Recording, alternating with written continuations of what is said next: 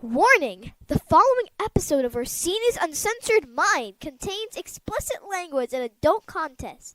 The thoughts and opinions stated on this show are reflective of AJ Orsini, the Steve Dave, and their guests exclusively. Seriously, guys, my dada and uncle say some pretty crazy stuff. If it offends you, go be butthurt somewhere else.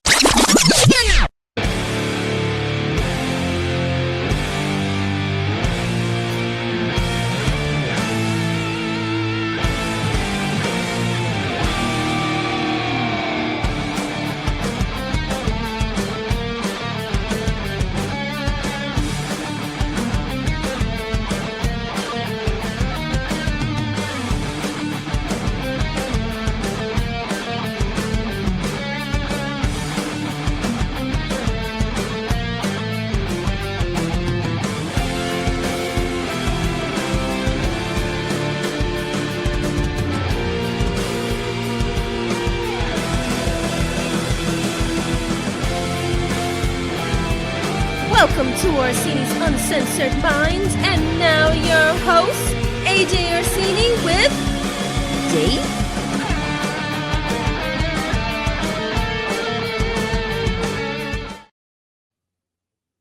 Hello, everybody out there. It's your boys here yet again. It is AJ Orsini and Deceived Dave. We are back. We were not here last week, but we are here this week. It is episode 364. We both needed a week to just get some stuff together, done in the house, taking care of the family, taking care of what needs to be done outside of the podcast. But this week we are indeed back, and I am living proof. I am evidence right here before your eyes, folks, that I am the living embodiment of mind over body.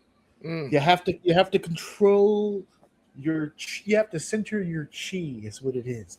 You have to get yourself into a warrior's state of mind. Okay, I have not gotten the root canal done yet. As an update, the root canal has. You needed time because I needed time. I needed time for something else, which I'll explain here in a second. But no, it wasn't the root canal. I haven't gotten the root canal done because what the dentist had told me is that I needed to see a specialist to complete the root canal because, of course, even my teeth are so unique and amazing that it needs a specialist. And then once they complete the root canal, I go back to my regular dentist, and then they will fit me for the crown. The problem is he gave me a list of specialists with of like 20 specialists. Only two of them take my fucking insurance. Makes sense. And the other ones all want $1,000 to do the fucking root canal. So we went through our dentist network to find some that are in network, and we're in talks with a few of them to get that done. But now the problem is that even if I get the root canal done, I'm still going to have to wait for the crown because my dentist's office goes on vacation for the next 3 weeks. Nice. So I have better to stack them up and then use them all at once. That's right smack in the middle of the summer season too while we're at it. So that's going to add another layer of complications. Now, as far as my mind over body, so far, I have learned a very special lesson. My body, for 43 years, has never really had a bad reaction to a medication before. But last week, when I asked for the extra time, my body had a bad reaction to naproxen. I don't know what naproxen is technically used for at the time anyway. I know now because I've been told. But it's an anti-inflammatory. I was getting a little bit of the tooth pain, and the tooth pain started to morph into an ear pain. The nerve started to spread its pain into other areas, and now for a few days, I couldn't hear. Like I could technically like hear a little bit, but it felt like I had hands over my ears. So I just spent all day. What? Huh? What's going on? It's like an old man free trial, huh? Yeah, even when we went to this was becoming a problem that was starting to make me nervous. So I went to the old City MD, and the doctor said my ears were fine, but when he looked into them, the ears were fine. He's thinking that what's happening is that the pain from the tooth was starting to cause inflammation, which was clogging up the ears. So he gave me naproxen, which was going to help de-escalate my inflammation, which, in fairness, it did do. I'm hearing a whole lot better. What he did not tell me was going to happen was that my subtle, kind of in the background tooth pain was now going to be at level 9,000. For whatever fucking reason, the naproxen worked great for my ears. It wreaked havoc on my fucking tooth pain. It was. You think maybe? Do you think maybe the pain of the swelling was kind of low key numbing the actual? You know what I mean, like a cushion because of the swelling. It was kind of like cushioning the actual tooth. And then when it went down, it came out full blown. It became so vulnerable at that point. Yeah. So I was in so much pain, and then they told me that I couldn't take aspirin while I was on the naproxen, but I could take acetaminophen. So I said, I don't want to risk it. I just won't take anything. So for like almost a 48-hour period, let me tell you, I was an unhappy motherfucker in this house for like 2 straight days. Oh, I can imagine. But finally, I said to myself, I think, because I can hear now, it's all gone, I'm stopping the naproxen. So the morning that I decided to stop, I didn't take it that morning. I was taking it every 6 hours. 6 in the morning to get up to go to work. I said, fuck it. I'm not taking it no more. So instead of the naproxen, I took acetaminophen instead. I have been right ever since. Isn't that just Tylenol? You're saying fancy words. Isn't that Tylenol? It's essentially Tylenol. The reason why I'm not saying Tylenol is because the brand that I have is not fucking you're poor. You got the knockoff, bro. You got the generic. I got the CVS acetaminophen, and it works tremendously well. So as soon as the naproxen was out of my system and we were back on just my antibiotic, amoxicillin, and acetaminophen, then everything was back to just. Now it's just regular tooth pain, which I can deal with. It's not really all that crazy. And the other thing that I needed to take the time for is that my boss told me that, because we were going to record Tuesday. We always record on Tuesday. Today, by the way, folks, we're recording on Monday. The episode will release on Tuesday. But last week, we usually record on Tuesdays. At work on Tuesday, he said, or she said, I should say, I need XYZ done by tomorrow. So that's what I called you and was just like, I kind of need today. And like we pushed it to like Thursday or whatever, and then shit just went bananas. The pain, and I was like, the pain got crazy. And I was just like, no, I think I need the week. But initially, she said, this was on Tuesday, I need this done by Wednesday. And then Wednesday, she comes to the job and she never sees me. So we get to the end of the workday. I actually had completely forgot about it. I said, do you still need? Yeah. I still need it. Just hold on to it. I'll come as soon as I can get it. It's Monday. She still hasn't come. It's done, by the way. Listen, it's off your plate, but yeah. That's no, but I was up till like 1 a.m. doing it. I was just like, and then never fucking came for it. So I was just like, whatever. It's over. Fuck it. You were gonna be up to 1 a.m. anyway. Just not what you were planning to do. Yeah, it worked out. It is what it is. We were having our own fucking deal over here around that time too. Literally, you called me. I had completely forgot about it, and you texted me saying you need the time. I'm like, oh, that works because my wife keeps passing out, so I got to deal with this anyway. Well, how is she doing? Is she all right? Yeah, she's feeling better. We kind of find out what it was, her job with her current job and it being crazy. Like she takes no lunch breaks, no nothing, which we're working on. We're fixing that. But she has a shitty chair, as do I. So we are looking into upgrading that stuff. But she has a shitty chair. She needs a better chair. She needs better whatever. And she's in there for so long all day, almost 10, 12 hours straight, just sitting in her chair, not moving. I think she was cutting off a lot of her circulation. and it was catching Fair up to enough. her. So thankfully, we have one of those shake plates you stand on. It shakes your whole body. Yeah. I got awesome. you. But she Stabilizing. that's what kind of like we got us to realize it was a circulation thing because she literally was like laid out on the floor for a little bit. I had to literally like scream at her to keep her with me because she kept nodding off. So I got her to the couch, whatever, got her legs up, got her some acetaminophen, like you said, got her some of that shit. Got her some of that shit. You know, got that into her, got the headache down because she was getting a really big headache from the pressure. I guess when she stood up, it was like rushing back up. So we got her leveled out. And then, crazy as she is, decided she wanted to finish a class. So she needed to take a test. So she went, she went into my daughter's room, sat on the floor, and did the test. Very difficult test. Passed the test, finished the test, bust through the door, fell in the living room, fell in the hallway because she had passed out again. That's when we realized it was a circulation thing because it happened again when she was sitting on the floor. So again, she was cutting off her circulation from sitting or whatever. Put it together, yeah. So we're like, all right, I think this is what it is. She started doing some searching. She was like, all right, well, let's try the plate. So she sat on the couch, leaned to kind of like get the pressure off of her, put her feet on the plate, shook her up, and she was right back to herself, like instantly after that. So that's when we realized what it was. So she's doing a little bit better with like, she did excellent today. She took a lunch, she ate something, she got up, she walked around, she didn't just sit locked. What's her water intake? It's decent because I bring it to her. But on the days where I'm getting killed out here and I can't go in there to make sure she's doing stuff, she won't have anything.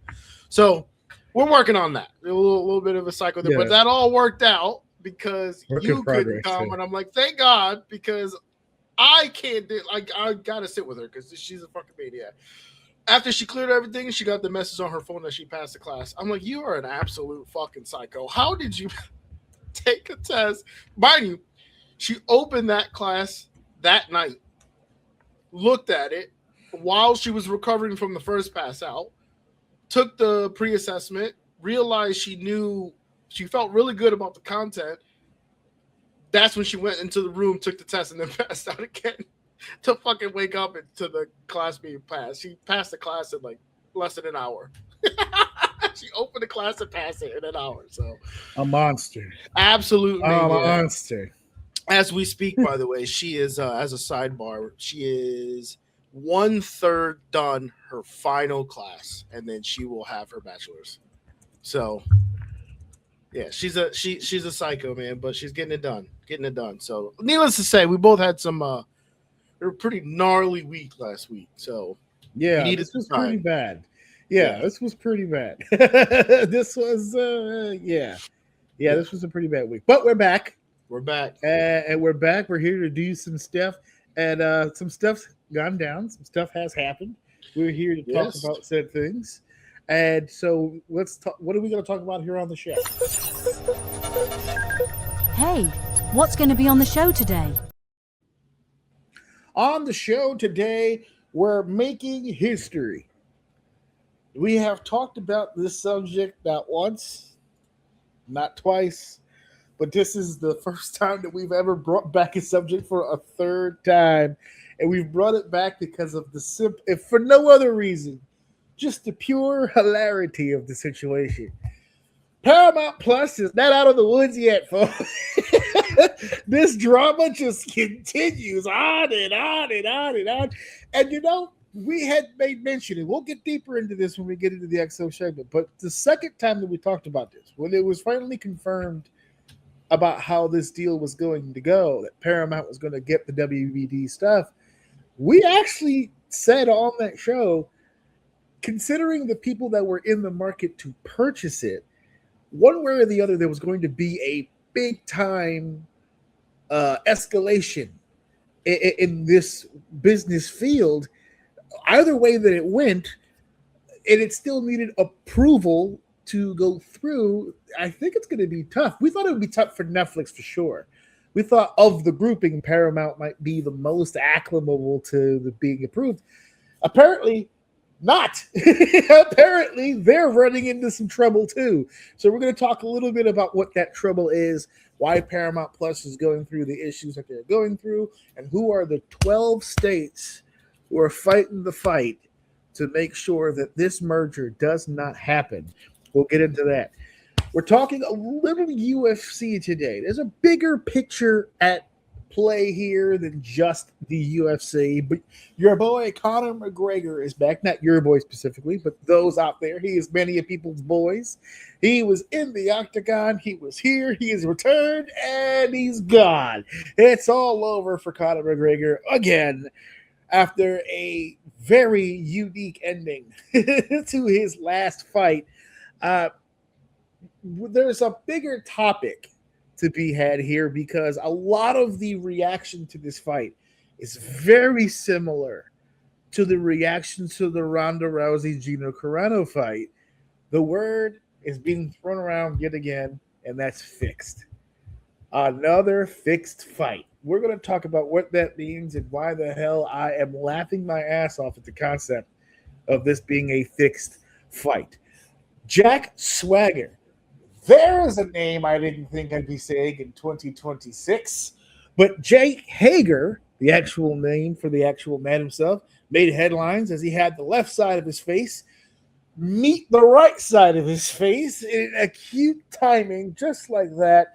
He looked like a backslash for a few seconds. If you frame it right, this motherfucker looks like something that should be some part of some sort of Windows folder directory. He was just like this for a short period of time. He got power slapped into a completely different realm and dimension. But again, we're thinking big picture. That's the theme of tonight's episode. We're looking big picture. We're looking past. We're going to talk about the Jack Swagger situation for sure, but we're looking past that and looking at the overall just sadistic nature of Power Slap, just the idea of this show existing, and we're just handing out bowls of M&M and CTE to as many people as we can to as many people as we could possibly give it to. CTE speed run. Yeah, he's like, how fast can I get a concussion on demand?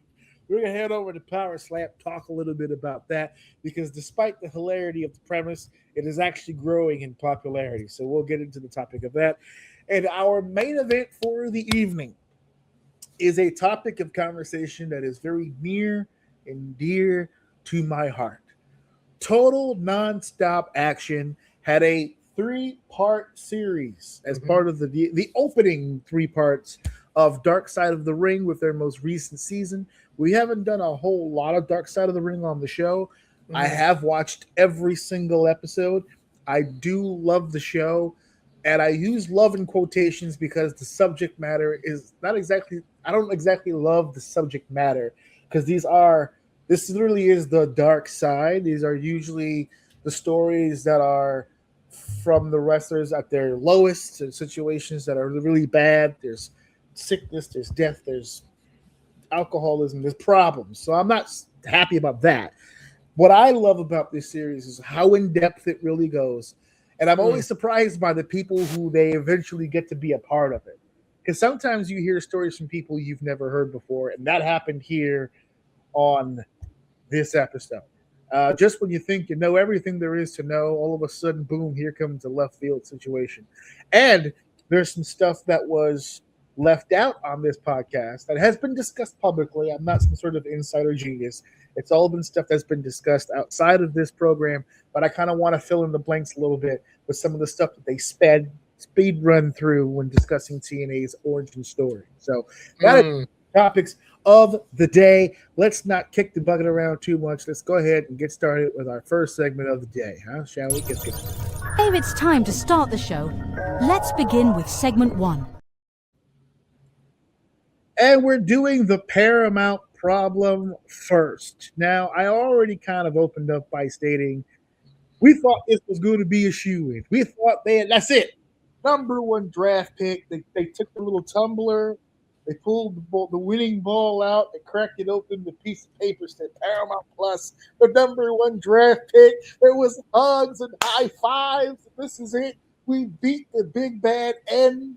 We beat those N words over there. Oh, goddamn. Those Edwards, we got it. We got the WB. Those damn Netflixers. Yes, those Netflixers. Yeah, what do you think I was talking about? Yeah, those damn Fucking Netflixers. yeah, with the hard R's. Oh yeah, Netflixers. So fucking Netflixers. we ran everything down the last time that we talked about this, what they were getting, what the package was like. They finally defeated Netflix, and Netflix just went, I didn't want it anyway. You know, they just kind of went about their business. You know, so we thought this was a done deal. We thought this was in the loop. I never thought I'd be revisiting this again. And yet, here we are, because we are in the midst of yet another dramatic fold for the purchase of WBD, Warner Brothers Discoveries, as 12 states. There are the attorney generals of 12 states, which, by the way, the actual suit itself is being led by California Attorney General Rob Bonta. He's the California Attorney General. He's the one who filed for this case, and 11 other AGs have joined him in his cause. California is leading the lawsuit, but he's been joined by Arizona, Colorado, Connecticut, Massachusetts, Minnesota, Nevada, New Jersey, New Mexico, New York, Oregon, and Washington. He ran the gauntlet. He got all the news. New Jersey, New Mexico. He's missing New Hampshire. But you know what? I think, Connecticut, New Hampshire. Close enough. Same difference. They're border brothers. It's all right. But they're actively trying to block the Paramount WB merger, with their key reasoning being that they anticipate that this would be an extinguishing moment for the competition in Hollywood. Basically, in all of the streaming apparatuses that we have, that this would be an extinguishing of competition. We said this a while ago, did we not? Was this not just we, specifically us, but in the discussions that people in the news media were having for the purchase of WBD, was that not the basis of the conversation from the beginning? I mean, from my understanding, no matter which way it went, I would imagine this would still kind of be the case. This was going to be an issue. Yeah, exactly. If anything, isn't Netflix worse? Because they don't. Netflix would have been worse. This is going to sound very ignorant, because it is. Because I really don't know. I'm not really a big movie guy. But, wouldn't Netflix having that much control be worse because they don't necessarily deal in Hollywood? Am I wrong for saying, I feel like they don't. I feel like they kind of, have their own thing that they shoot, their own shit, in-house. Netflix verse. I don't know if that's considered Hollywood. But I feel like they have their own ecosystem. Wouldn't it be worse? Yeah. I feel like Paramount isn't that. I'm sure everyone's going that way with the streaming and stuff like that, but I'm confused by this. I don't understand. I get it. I'm not dumb that these people are trying to stop the merger, whatever they want to call it, the buyout, because their reasoning is it'll just be too a monopoly. There's too much power in one hand, but it's not so apparent to me. It's I hear that, and I can agree with you, I guess, logically. But no matter which way it goes, I feel like it's going to be the same thing. No matter where it goes, unless we're talking. I don't know if you. I mean, obviously you do, but that pie chart that you brought up when you first talked about it, the people that are in discussion, if I'm not mistaken, are the majority holders of that pie chart. So anywhere it goes, that chunk is going to turn one color or another. So my thought is if it went the Netflix way, are we still having the same conversation? Are these people still trying to stop them? I asked you in case you know, because I know you probably researched it a little bit more. Well, when we had the conversation, and hold on just a second, because you just brought up an excellent point. When we had the conversation originally, we were looking at, and it is subs, I think, or something like that, right? Here. Market shares. It was the market share. right? And this was at the time that we talked about it. Hey, hold on. Now looking at this, wouldn't Paramount be one of the ones that you want to get because they don't own as much as the stock? That's what I said at the beginning of this, that when we first talked about this, of the list of possible streaming sites or streaming apparatuses that could purchase WBD for its content, the leading competitors at the time, Netflix and Disney. And we were saying, well, if Paramount Plus is throwing its name in the hat, wouldn't you want Paramount Plus of the group? Wouldn't you want Paramount Plus to have it? Because the WBD aspect, which was Max, right? That at 13% would be joining their 9% and basically making them equal footing to Netflix. At the very least, they would at least be equal footing. They wouldn't necessarily be the dominant force, which is contradicting to what they wrote here, because they wrote as it would extinguish competition in Hollywood. The states say that combining Paramount with WB would unite two of the last 5 legacy studios, creating a mega company with outsized control over film and TV. But that's kind of the point, right? They're the last 2 remaining of the 5 legacy studios. Those other studios don't exist anymore because of the rise of all the other goddamn entities. Mm-hmm. All these other programs are now running the system, not the legacy studios of back in the day. As a matter of fact, all those other legacy studios have been bought and sold a long time ago. Yep. This was one of the last ones to be sold. Warner Brothers, 20th Century Fox gone, right? All those old school ones we used to see with the lady with the torch and the lion roaring, they're all gone. All right, it's WBD going into Paramount. Now, Paramount's one of the old school ones as well, but Paramount's got their shit together apparently because they're buying the old. They're trying, yeah, they're trying. They're one of the ones that is adapting to the culture change, and they're at least trying not to get absorbed. This would very much help them become an actual competitor in this. So I don't know. I'm confused. I mean, I could put my hat on and say that these states, the people in these buildings that hold the power to have these arguments, hold more shares than Netflix, and it would behoove them more. I don't think it's on here. If we go down the list, they're saying higher prices for consumers. They argue the merger would lead to higher cable package prices, which is that a factor right now? Who's rocking cable right now? What does cable have to do with Netflix or like nothing? Paramount? Higher movie ticket prices, which we were headed down that path regardless. Yeah, because no one's going to the movies, so you got to charge. Also, the resources that it takes to make movies are far more expensive than they used to be. You want to put your movie in IMAX now, so I have to pay extra. Mm-hmm. Reduce diversity of stories and perspectives because that's really your concern. Harm to movie theaters and cable distributors. I can see that as some sort of an argument, but dangerous. Unless they're referring to the internet, like paying for cable, but you're going through the cable companies, but you're purchasing internet. I would assume that's what they're referring to. No one gives a fuck about cable. All this list of stuff, dangerous market concentration. I think it all really leads down to number 6 on this list, which is job losses and industry impact. I think that's the one that they're really fighting for. No. Oh, yeah. No, they don't give a fuck about that, dude. No, they don't. No. Absolutely. There's going to be a lot of fucking redundancies when these two companies merge. There's going to be some people out on their fucking asses. It's just the way of the fucking world. Whenever there's a merger of any two businesses, the state merger would say that threatens entertainment industry jobs, reduces opportunities for creators, and accelerates harmful media consolidation. I don't know if it reduces opportunities for creators. No, it doesn't. I don't think it does that. Threaten entertainment industry jobs, maybe.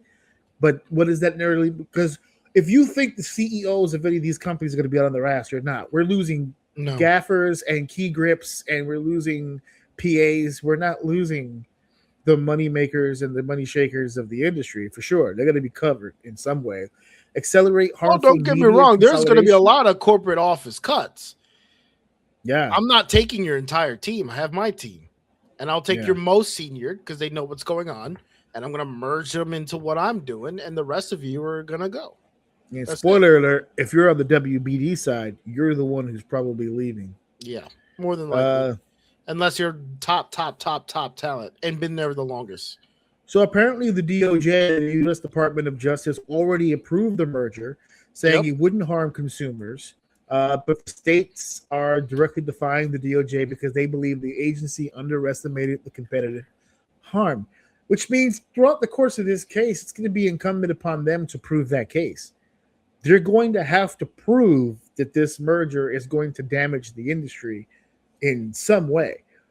And I don't see a world where it doesn't damage it somewhat, but enough to stop this from happening.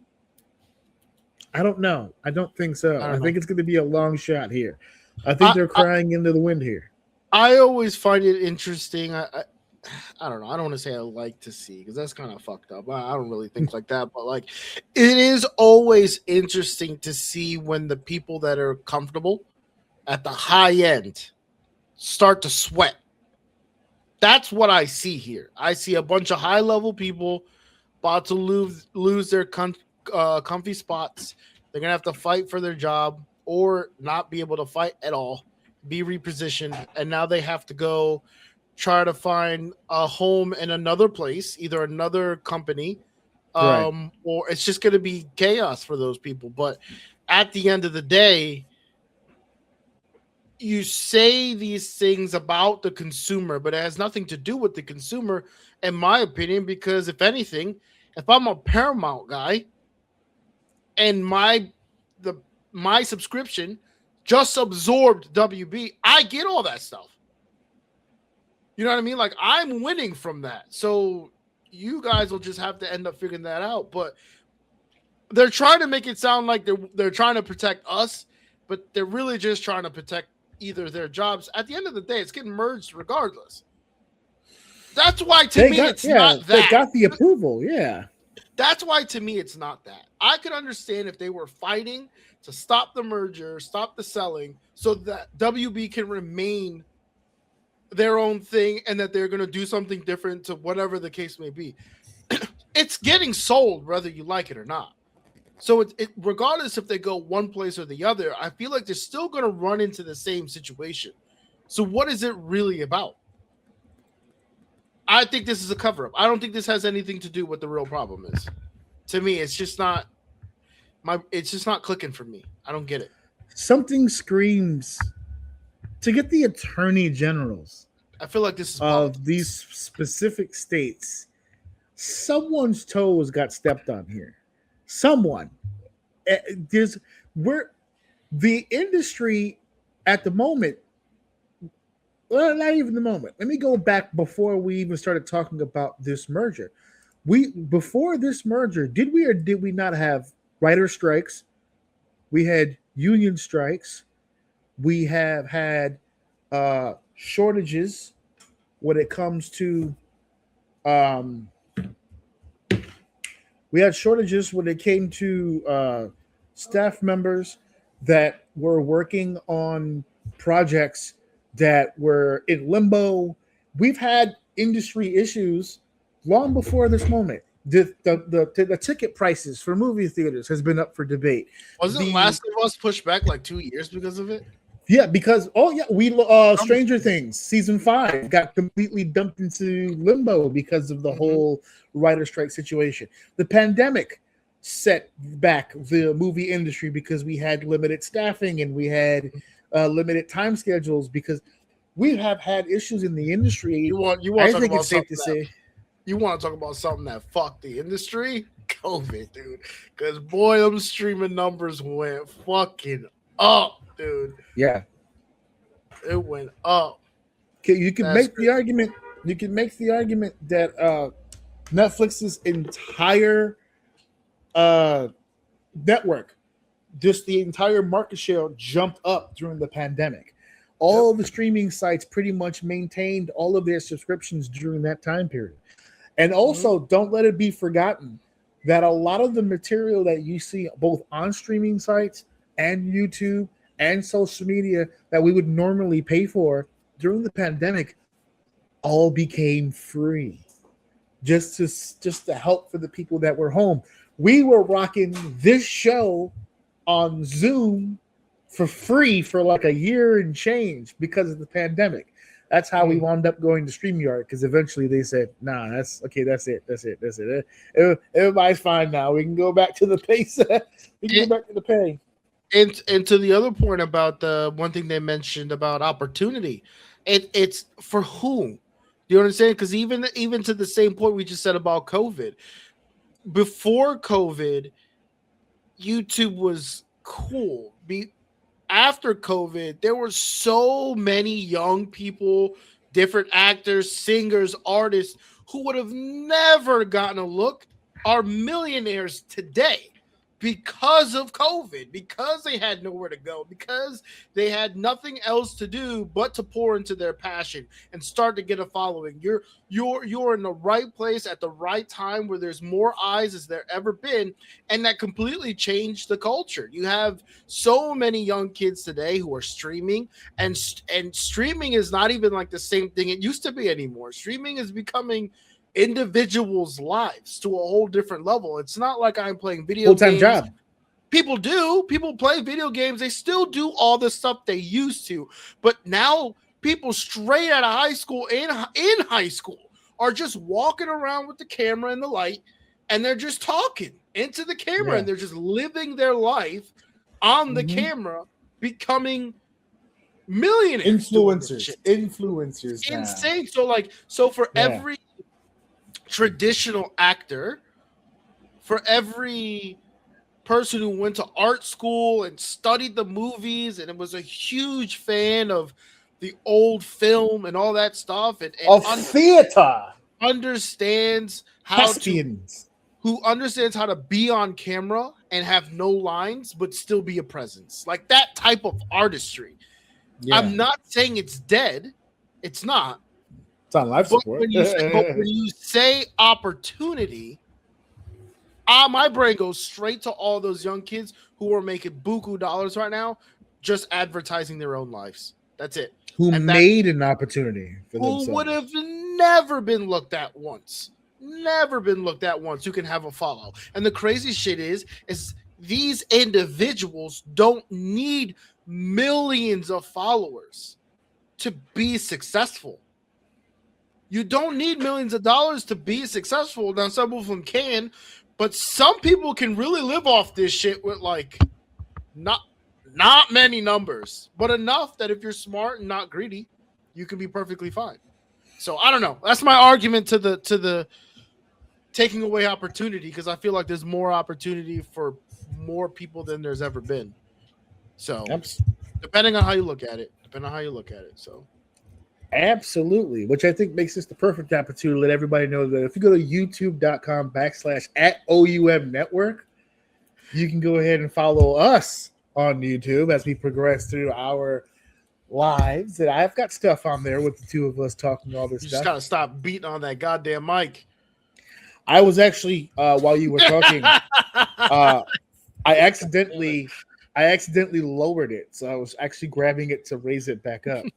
You were on a roll, and I hit it by accident and lowered my mic down. So that's funny. I don't want to be accused of beating my mic on camera. No. That's what got Pee Wee Herman in trouble. I don't want to do that. But yeah, so I at the end of the day, I feel like this situation, it is news in my eyes, for the simple fact that there's so many people who are trying to make sure that this doesn't happen. But I'm sorry, there's nothing you can do. Once the DOJ said you're good, you're good. It's just a matter of signing up. Unironically though, I've been low-key fighting with myself. I might fuck around, get Paramount Plus. I've been fighting with myself because there's there's one thing I want to watch on there, and there was something else she wanted to watch that was on there as well. That I think the other weekend we're like, should we get it? Like, nah, come on, we got other stuff to watch for now. I don't know, man. Especially if they get that other shit on there, she might jump. What's the other shit? There. Don't they get like Harry Potter and all that stuff on there? Oh yeah, they get the WB merger, so they get access to that. Yeah, that's a seasonal rotation for her. So if she's got access to it, you know what I mean? Then she can get it anytime she wants. Hey man, listen, we'll see. Hey, we might have to run this back one more time once we find out what's going on.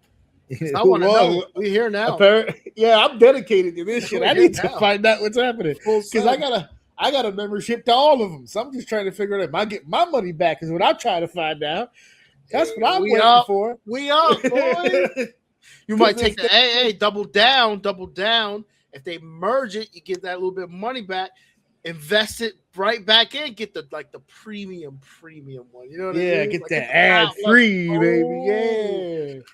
Woo. I'm telling you right now, the only non-ad free one I have is Netflix, and it fucking kills me. It fucking kills me.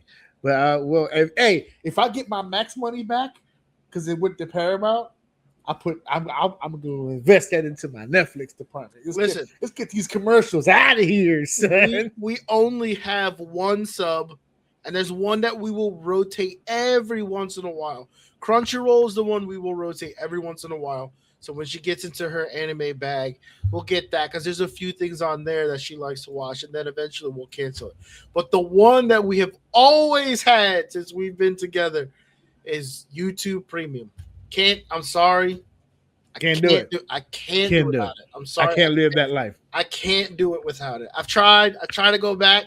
It got shut off once because I got rid of the card that it was auto pulling from. So it got shut off. And I'm like, you know what? Now's the time. You know what I mean? Like, fuck it. Let's just... Bro, I didn't even get annoyed by it. I was doing some shit. I wasn't watching YouTube. Wife came out the room. She's like, you need to fix this shit now. I'm like, okay, I'll fix the card. I'll fix the card. That's her one, dude. If there's one thing she will not live without, and I don't disagree with her, it's fuck. She's like, I can't do premium. She's like, I can do commercials on anything else. I cannot do it on YouTube. I spend too much time on YouTube. I cannot do it. I respect my son went to his friend's house and they got hit with a commercial and he didn't say anything. But you got YouTube Premium? Yeah. Because I remember you was holding off for a while. I did. But okay. I caved like 2 years ago. I caved.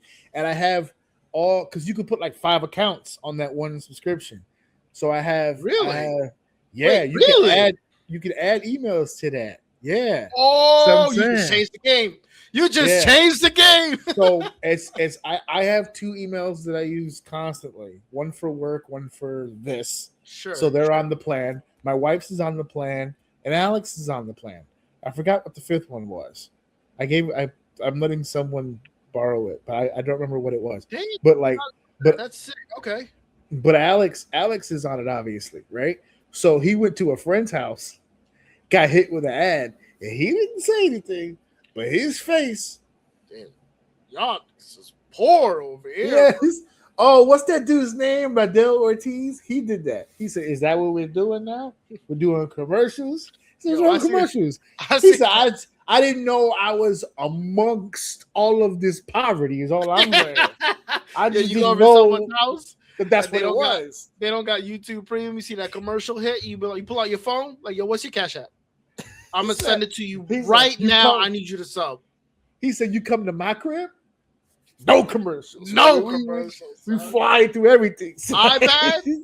No commercials. TV? No commercials. No commercials. Nothing, son. You can't walk into one room in my house and see a commercial. It won't happen. It won't happen. I did it again. God damn it. God damn it.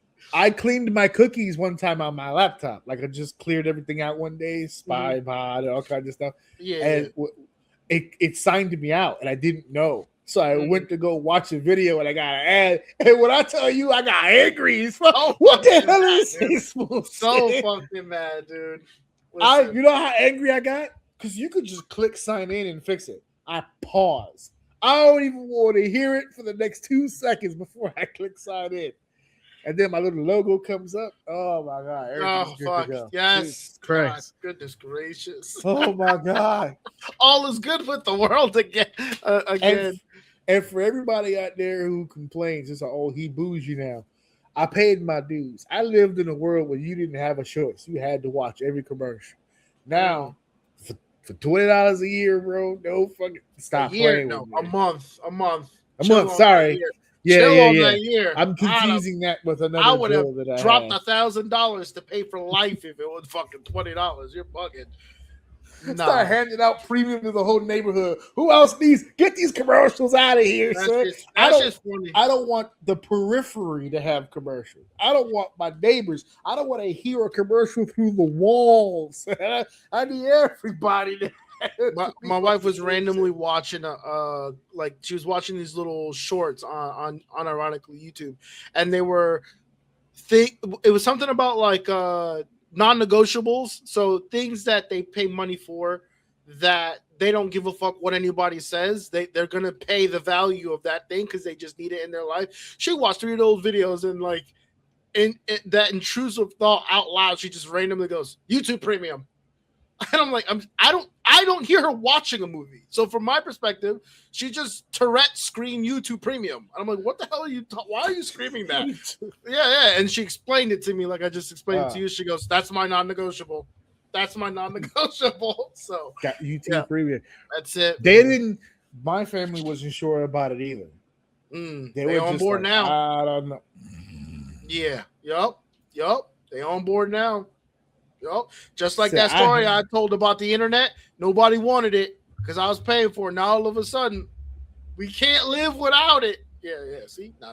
My wife was like, "If we ever get divorced, I'm gonna go to the judge. I'm used to a certain standard of living, Your Honor. That YouTube Premium.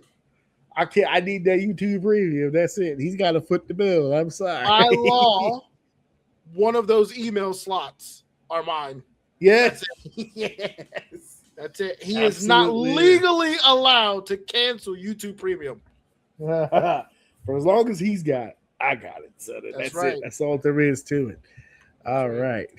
So we will jump back into the Paramount conversation once this whole thing is finalized because I want to know too what's going to go down with that. But we are off to the next seg. Let's keep this show going. It's time for segment 2. And here we go with the UFC Ultimate Fighting Championship. They are indeed back. And not just anybody's back for UFC. It is Conor McGregor fighting Max Holloway in a rematch from God knows when. And boy, when I talk to you about how hyped people got, how intense people get. I know people in my life that are huge MMA fans. I'm not one of them.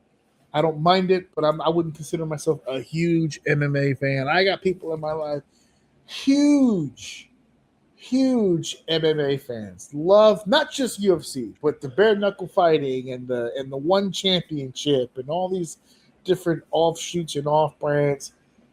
Digs it, loves all that shit. And when I tell you that they were hyped to see a Conor McGregor fight, they were hyped.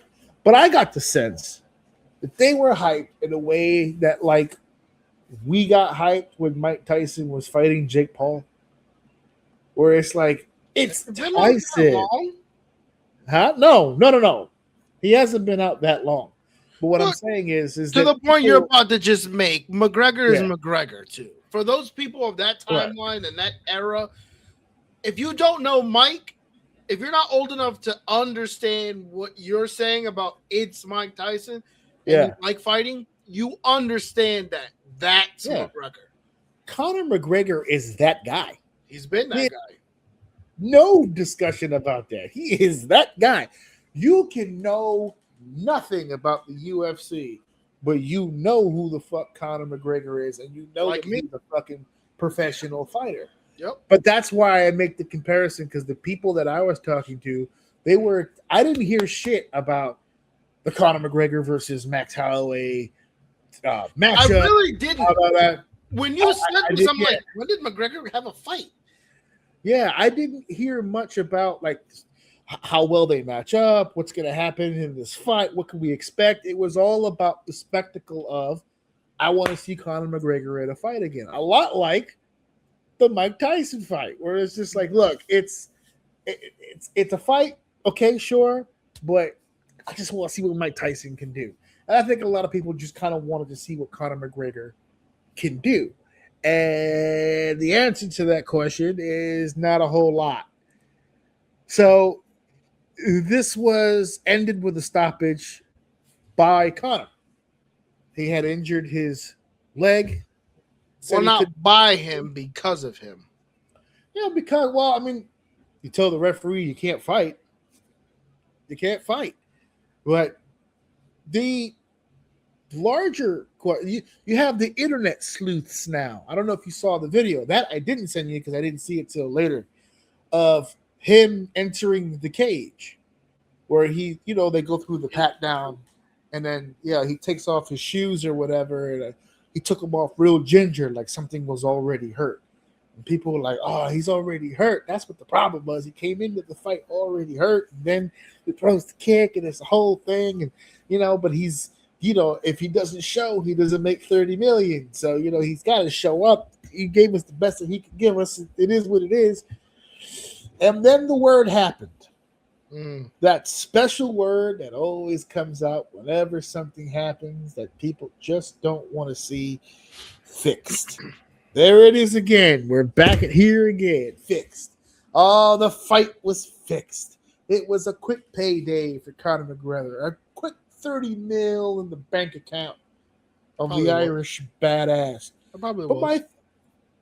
And just like I said when we spoke about Ronda and Gina, I'll stay inconsistent. If it was fixed, good, smart. I don't know, because people will say, well, it's not smart. Because if you keep doing it like this, people are going to stop watching. When? I'm waiting for it. When? Because you guys touch the electronic cupcake every single time. That's weird. I know that this cupcake is going to electrify me, but it just looks so goddamn... It looks so goddamn delicious, though. Make it less delicious so I don't touch it. No. Every time the mouse goes through the maze and finds the fucking electronic muffin, he touches it every goddamn time. Every time they get you to bite on a return, on a debut, on a spectacle of some kind, they always get you to bite. And I say this about sports as a whole. Forget wrestling. Just think about sports for a second. Sports, if you put it all together, is a $1 trillion industry. If you're not fixing it, you're a fucking idiot. There's too much money on the line on an everyday basis to just leave shit to chance. There's no shot. I'm not saying this fight was fixed. I'm leaning more towards the logic that somebody else used that I saw, where he probably trained straight up for this fight, injured something along the way. It didn't heal in time. He's got to show up to get the check. He showed up, and I'm sure he showed up with every intention to fight as hard as he possibly could. But when you're already injured, and the first thing that gets hit is your injury, it makes for a very short night. But this idea of, oh my God, I can't stand it, it's being fixed. Man, they're all fixed, man, to some degree. There's some tampering in some way. There's an ice cold draft lottery ball in every sport. There's a referee somewhere who's had it up the fucking here with certain players and certain people. There's a scorekeeper, a timekeeper somewhere who's moving that meter a little faster than usual. There's a boxing judge somewhere who clearly sees this guy has a swollen left side to his face, but he's fighting his heart out, so he wins the round. It's every single time. Every sport to some degree. Tom Brady and the deflated footballs, the tuck rule, the NBA with the referees and the Tom Donahue's. There's a little bit in every sport. You know, the rumor they say the NBA finals, you know, the Eastern Conference Finals is New York and Cleveland, and on the other side it's Oklahoma City and San Antonio. Who do we want to see in the finals? Well, is LeBron on the Cleveland Cavaliers? No, then fuck the Cleveland Cavaliers. I need to see New York in the finals. And can we make that happen? Of course we can make it happen. And then people will always take when I say that and they go, wow, you think these players are just, I didn't say shit about the players. You know how work when very few people know about the work. You can't tell the players what you're doing. A, they'll fuck it up. B, they'll only really want to do it as long as they're on the winning end of that. And C, the lower end people, the 9th, 10th, 11th guy on the bench, he's going to squeal. He's going to go on every podcast. He's going to go on every... They're doing it now. I don't know if you've ever caught like Gil's Arena or like any of these other random ass podcasts now where players are like, yo, we were told, like teams that win against the Miami Heat when they were at their peak. It's like, yo, if you don't win by 30, you're not winning this game. Like you got to like either blow them out or get ready because all the whistles is coming your way. That's like common knowledge in sports. Say baseball with the strike zone and the umps. Now they have a system in place to fact check the umps. But before that, the umps were just running on nilly-willy with the goddamn calls. They could call whatever they want, ball, strike, get this. What? The manager said what? He's out of here. What the fuck? You ever seen the video of Tim Duncan getting ejected while he was on the bench?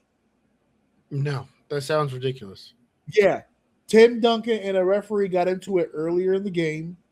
They gave him a tech for it. Game resumed. Maybe like 2 whole quarters later, Tim's on the bench. And 2 players or something are having at it with that referee. And the guy says something to the referee, and it made Tim Duncan laugh. And because Tim Duncan laughed at the referee threw him out of the game while he was on the bench. That's crazy. That's absolutely crazy.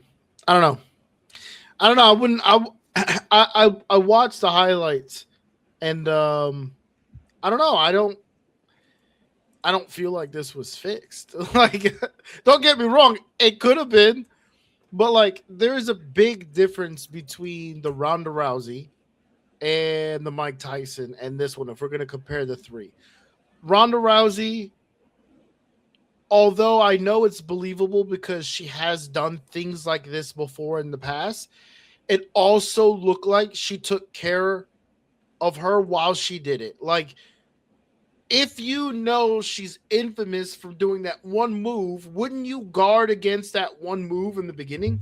Wouldn't you create the space From the gun, not yeah. get close? Like, if we're really trying to win here, why would we do that? That felt like a setup. It was clean. No one got touched. It was a nice little wrap up. Now the match is over and we're kikiing. Our husbands are fist bumping. Everybody's hyped. We just got paid, right?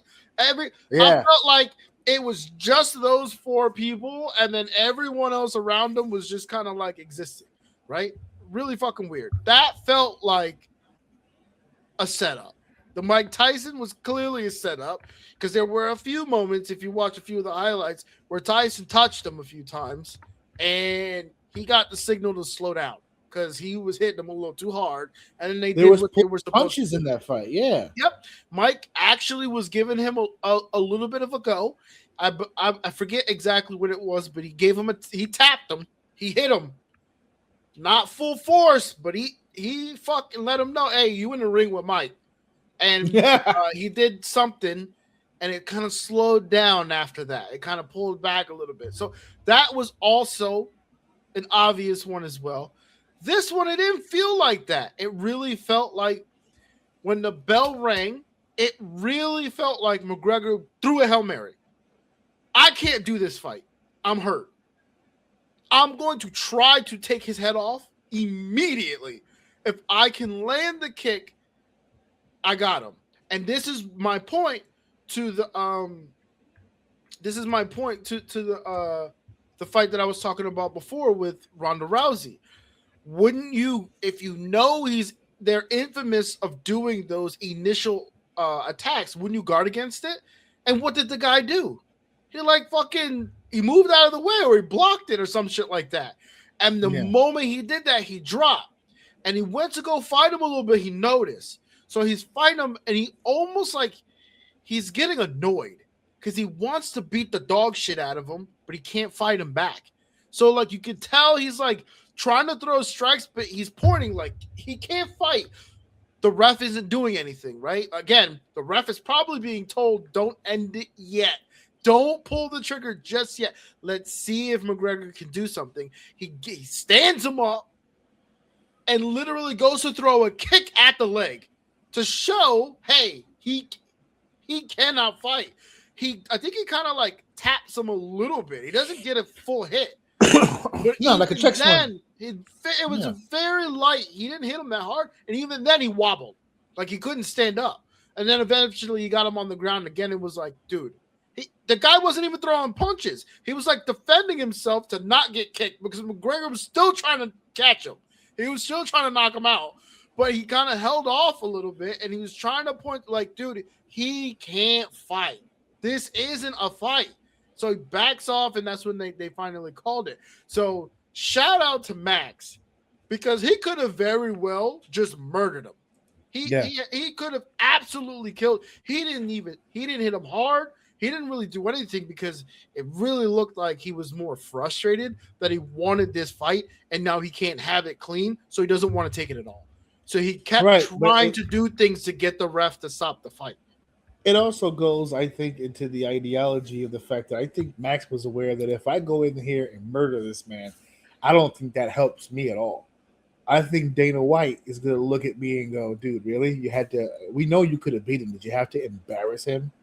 I don't think. There's an element to that. You're not going to be able to convince me. Right? Don't get me wrong. Because Dana and Connor, I was going to say Dana and Connor are close. Yes. And I don't think Dana would have been upset that Max defeated Connor in a fight. I think that if Max went into this fight and learned through the course of said fight, this guy cannot defend himself at this level, right? I think if Conor McGregor was hurt and wound up in a bar fight, he'd murder the bar. But we're in the confines of a high-level major pay-per-view fight.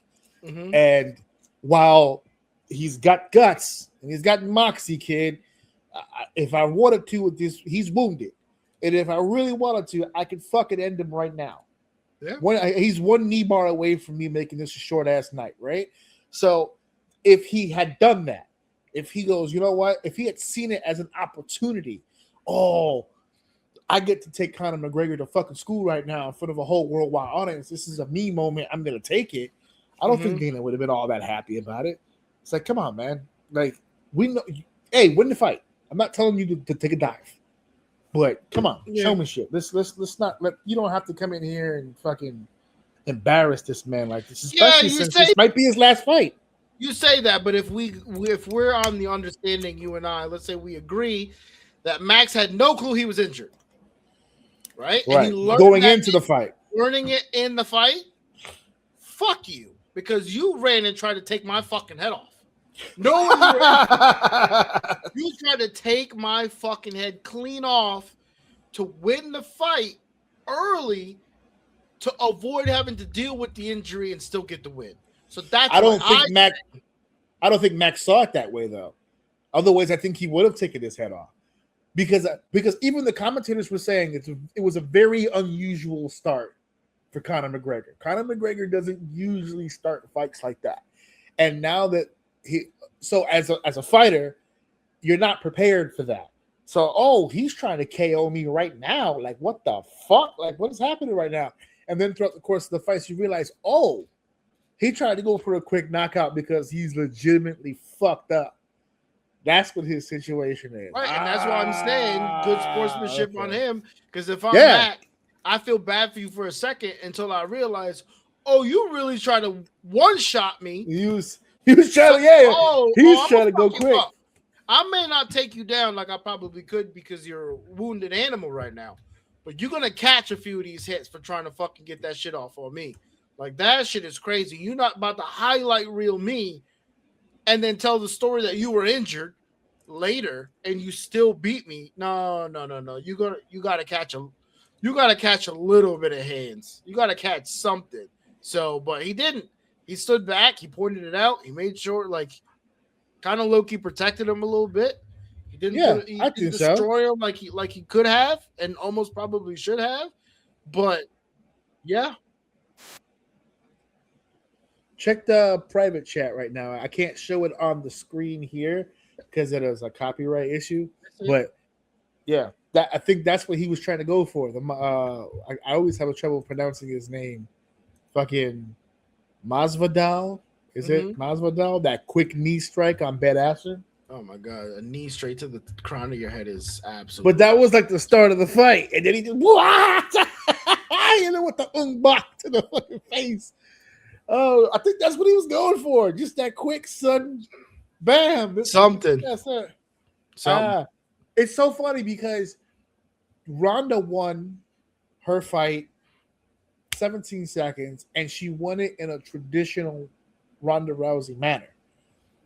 Right? That was Cheeto the throw, cover, but arm yes. bar, that was right. And people didn't like it. People booed.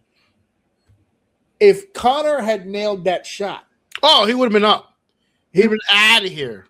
the whole audience would have been like, yes, None the wiser. yes. And he would have been able to hide the injury behind the lunge. Yeah, that he 'cause no hurt one would have been none the wiser. None Yeah. the wiser. None the Or wiser. he It was part could- of the plan. Or as I would have done, I would have put the work into the shoot. If I would have nailed him with that shit, I would have hobbled after him, but like, oh, I hit his ass so hard, I fucked my whole leg up right now. Oh, but Yep. I'm glad he went down. I wouldn't have been able to go hard. Yeah. I put everything I had into that shit. I put some stank on that one, boy. I hit that man right on the top of his goddamn dome. So Conor McGregor and first of all, not even first of all, because we're already knee deep into this, but Conor McGregor, in my opinion, still has a future because I saw him in Roundhouse with what the hell is that guy's name? Oh man, I can't believe I'm blanking on his name right now. Hold on a second. Jesus Christ. Remake. Why am I Jake Gyllenhaal? There it is. Jesus fucking Christ. So he was in a movie with Jake Gyllenhaal. He, first of all, the physical stuff, obviously, right? Because he's an amazing fighter. And in a movie setting, obviously, you're pulling punches. But I saw some things where, like, Jake and him had, like, a little bit of an understanding. Like, if you want it to look real, I got to hit you with something, right?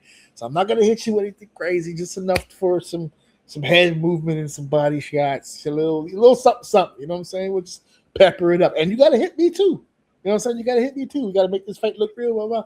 My favorite parts of the movie with Conor McGregor in it has nothing to do with the fights.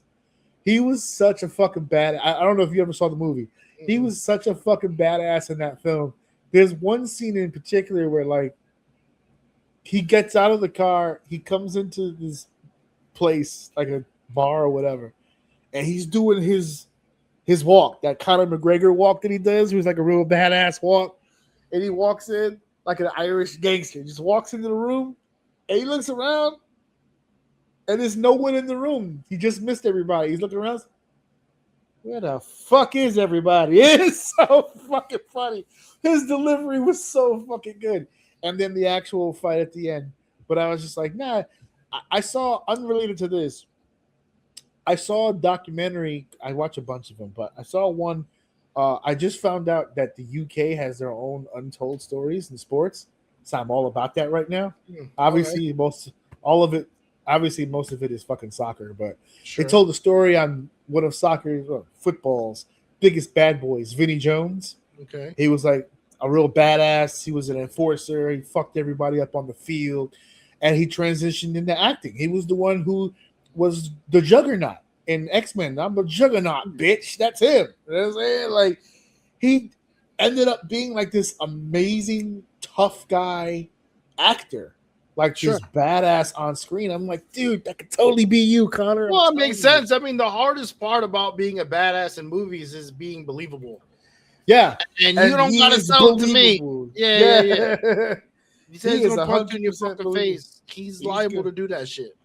And he's one of those individuals when you're on set. He's like, hey, this can go however you'd like it to go. We could powder puff each other and just, movie magic, baby. Or if you fucking sneak me, I can just put you out in front of everybody. So let's keep it copacetic, baby. You know what I'm saying? Let's keep it on the up and up. It's like when Mike Tyson was doing what was that Ip Man?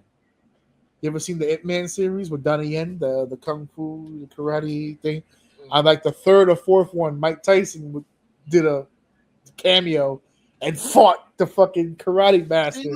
Listen to you giving the reason for all those states for fighting for Hollywood. You know what I mean? Like, you're not gonna have those memories no more. See, they already gone with me. I don't watch that shit. But see, they're not gonna have that no more. No one's gonna know that movie if Paramount gets this deal.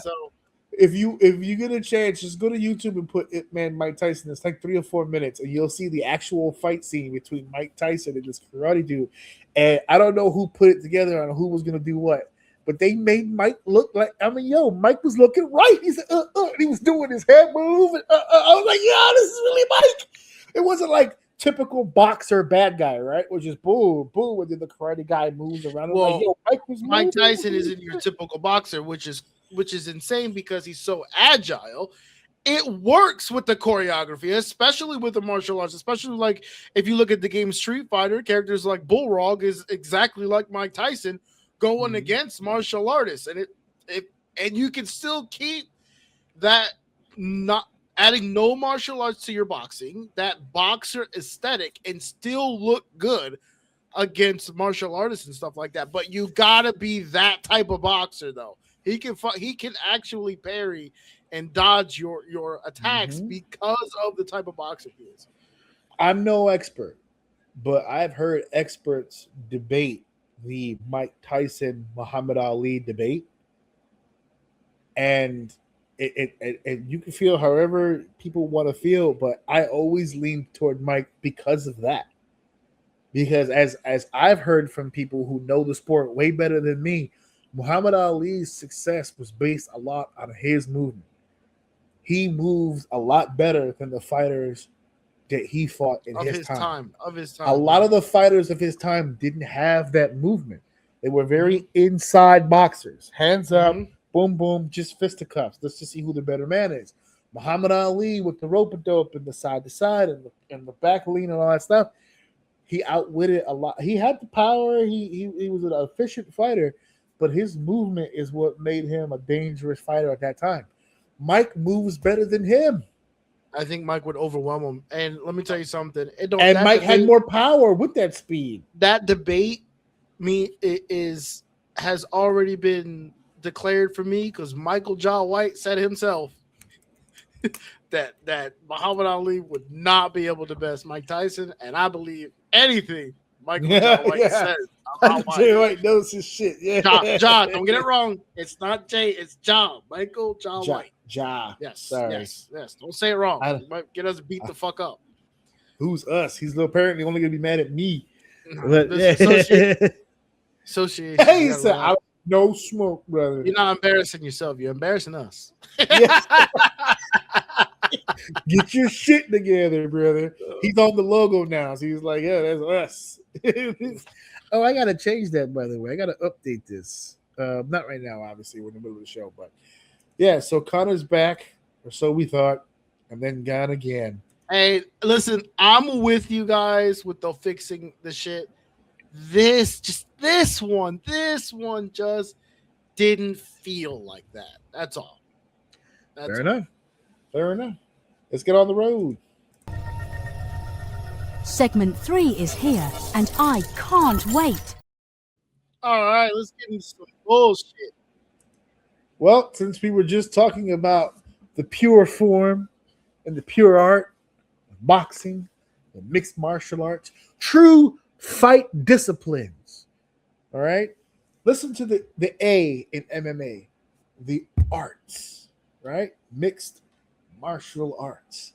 All right, there's Taekwondo, Brazilian Jiu-Jitsu, American style boxing, capoeira. There's all kinds of fight styles that are disciplines. Power slap ain't on the fucking list. There is nothing traditional. There is no art. Although I did notice when I saw this clip, and I've seen some clips back in the day about power slam. They have this black, like, I don't say bar, but like this grab thing that they hold behind them so that their arms, it gives them Don't something to hold flail. on so their arms don't flail up. That hit me. So I'll give them that. There's Is it just that? I would imagine that has something to do with that, or would if you do get KO'd, it. I don't know. I guess it kind of like I thought it had something to do with like when you're KO'd and you're like fucking. I don't know. Well, there's I a don't know. guy, there's a person behind them that catches them. If you get knocked out and you're falling backwards, I will tell you from personal experience, the last thing you want behind you is your arms. That's fair. Okay, that's fair. As somebody who's been to the hospital for having his arms behind him when he fell down. So you're saying it's like kind of like to distract the hands from flinching. So what happens, the way that I'm figuring it based on, especially what happened here with Jake, is the reason why you're holding the thing behind your back isn't just for hand placement. You're squeezing it. You're giving your muscles something to do while your upper muscles are all contracting, because what the person getting slapped is doing before they get slapped is they're tensing up. They're trying to get everything flexed and good to go so that it can absorb the hit. And that's why you see some slaps when they come in for the power slap, boom, you'll see a big like motion, boom, but they're good. They're okay. And they get the mouthpiece in. But then when you get, because no matter how hard you hit somebody, I always, from personal experience and from my studies, what I've done in biology, when it comes to the body, you don't need a lot of pressure to knock a person out. You just need to hit him in the right spot.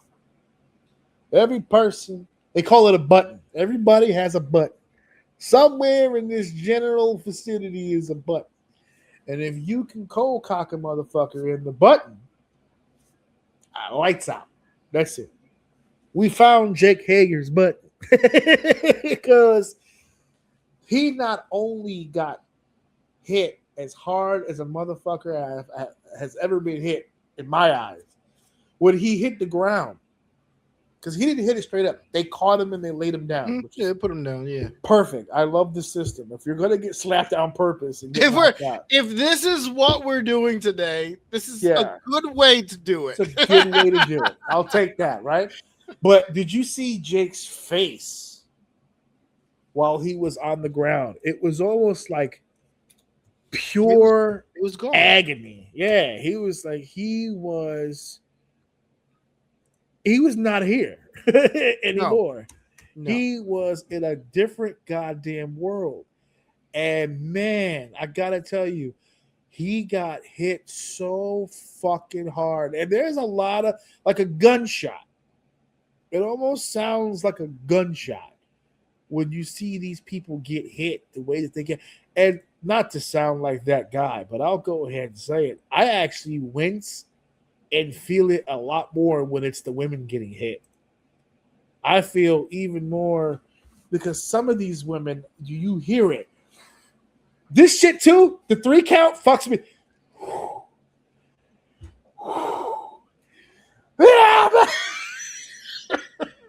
Just fucking hit me, bro. Just fucking hit me. This woosah, I just started hurting just thinking about this woosah moment that you're having, and I know that people tell me because I've asked about it. They go, "Oh, it's not to rev up the slap; it's to practice really quickly where the hand's gonna go." lining it up. Yeah, they're lining up their shot, and they're just ready to go. And no, fucking thank you.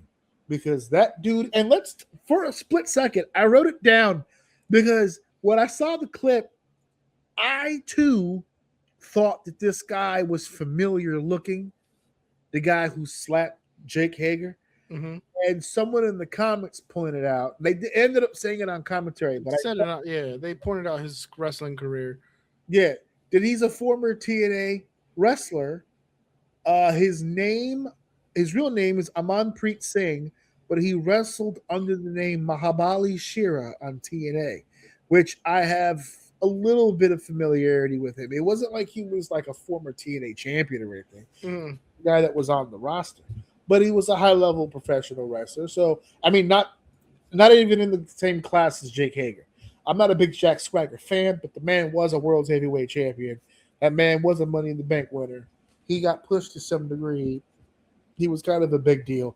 The guy worked a WrestleMania for the world title. I was there live for it, so I'll give the man his due. Definitely a different level above where this guy was from. But we're learning today on a shoot level. You don't want them hands. You don't want them hands. It sounded like he hit him with concrete mitts, like he had solid Bro, grass. that was the third round, wasn't it? Yeah. That's crazy, dude. To take two of those. And crazy part is, too, it's like they eat them until they don't. Right? When they get hit with that shit, it do really look like they ate it. But, and you get that final slap, dude. Oh, I'm going to be honest with you. I'd rather just knock me out in the first round. I don't know if I want to get hit 3 times in a fucking row like that. Like that's... Well, if you want to get hit 3 times in a row, you got to knock that motherfucker out the first round. That's guaranteed CGE, brother. Guaranteed brain damage. Yeah, I know.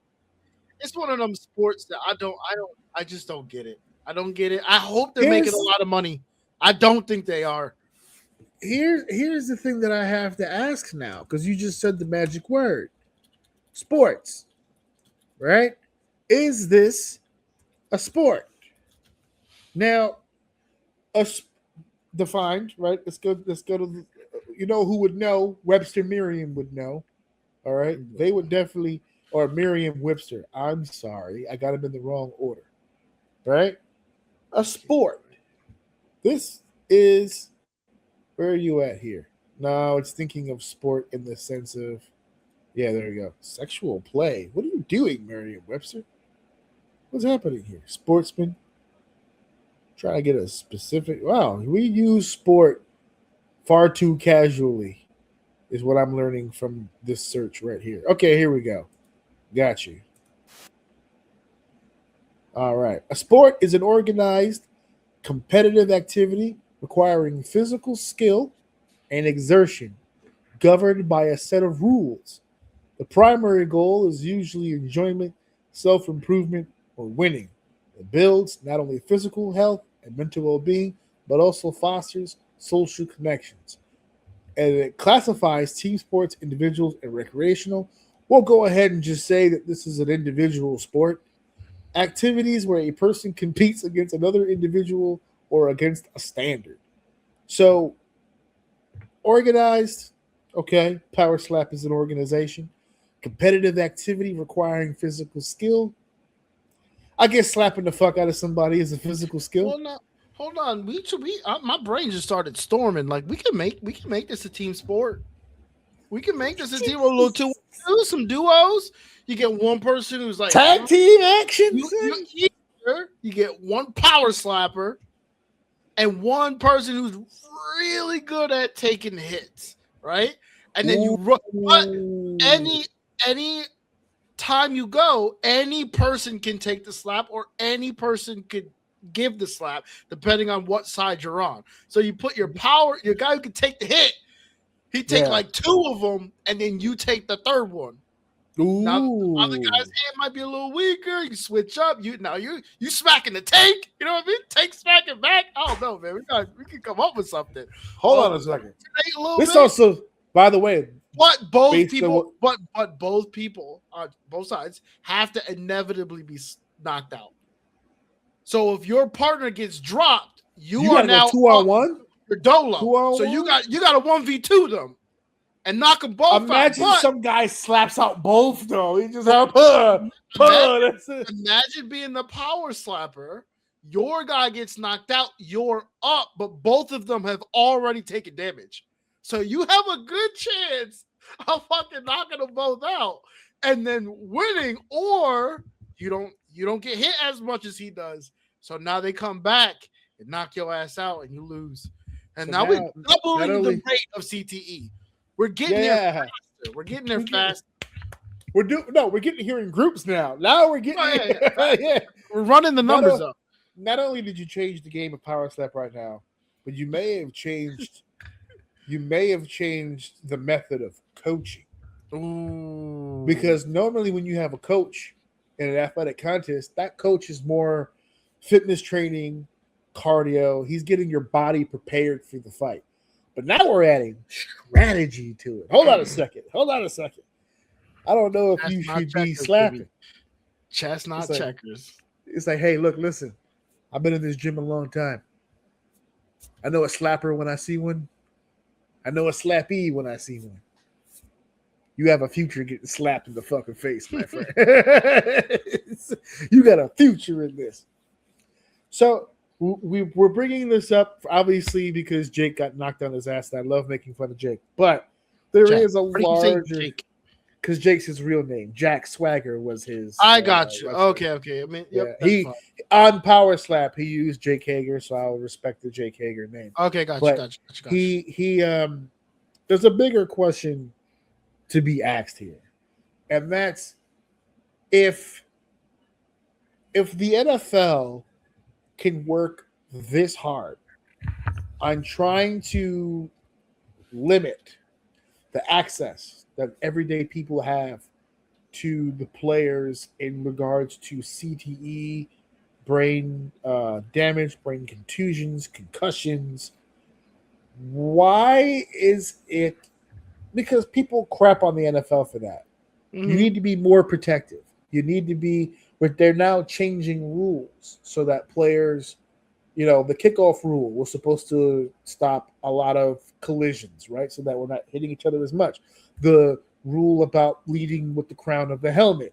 Like, they've tried to take action against football. It's a violent sport regardless, but they've tried to lessen that aspect to try to help the health of the players. And that's people who are wearing pads. Sure. There's no protection here. No. You're getting hit as humanly hard as possible. Mm-hmm. This person across from you is dedicated to the idea of rattling that brain inside of your skull. They've been slapping tree trunks for the past 6 months. Just training. Chalice. Dude. That's it. Yeah. And just going through all of these different motions to get you as critically injured as humanly possible. How is this allowed? Same reason boxing is allowed. Same reason MMA is allowed. But MMA, like for instance, MMA is not allowed everywhere. Where was this event held? That's okay. The other question, right? So, New York just recently opened its doors to MMA recently. For years, we didn't allow it here in New York. Banned in any states. Yeah, but hold on. But boxing's allowed in the Garden. Boxing was. MMA was not. Okay, so that's even worse. MMA, you can there's alternate ways to win an MMA fight, whereas boxing is, I'm hitting you. I mean, okay, you can liver shot, stuff like that. I get it, but like the main contact is your face, your head. I'll do you one better. Ken Shamrock is one of the biggest names in the history of MMA. He's also a former WWE superstar. He made a ton of waves recently when he said that wrestling in WWE put more damage on his body than the fucking MMA shit did. Well, yeah. A lot of people say that. Right, and it's true. And yet, let me rephrase that. I apologize. The good ones say that. The good ones say that. Yeah. So there is one state. Power Slap. Damn it. I can never remember his name. And I did that before here with the same exact person. It's like right there at the tip of my tongue. O'Reilly, whatever, the one with the colored hair. He said the same thing. He was on the He was on the pod with like Little Dicky and someone, that other guy, that music guy, and they asked him about that. I think that was where it was. Anyway, someone asked him what was harder, wrestling or or what he does, and he said wrestling for sure.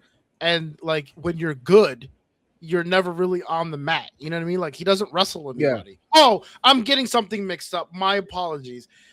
He was talking about cauliflower ear. Someone said he doesn't have cauliflower ear. He said, do I look like I fucking wrestle? But okay, I'm getting that mixed up. I'm sorry. But at the end of the day, I've heard people say that when they're a good fighter, a good MMA fighter, then you really don't take a lot of damage because you're usually the one knocking motherfuckers out.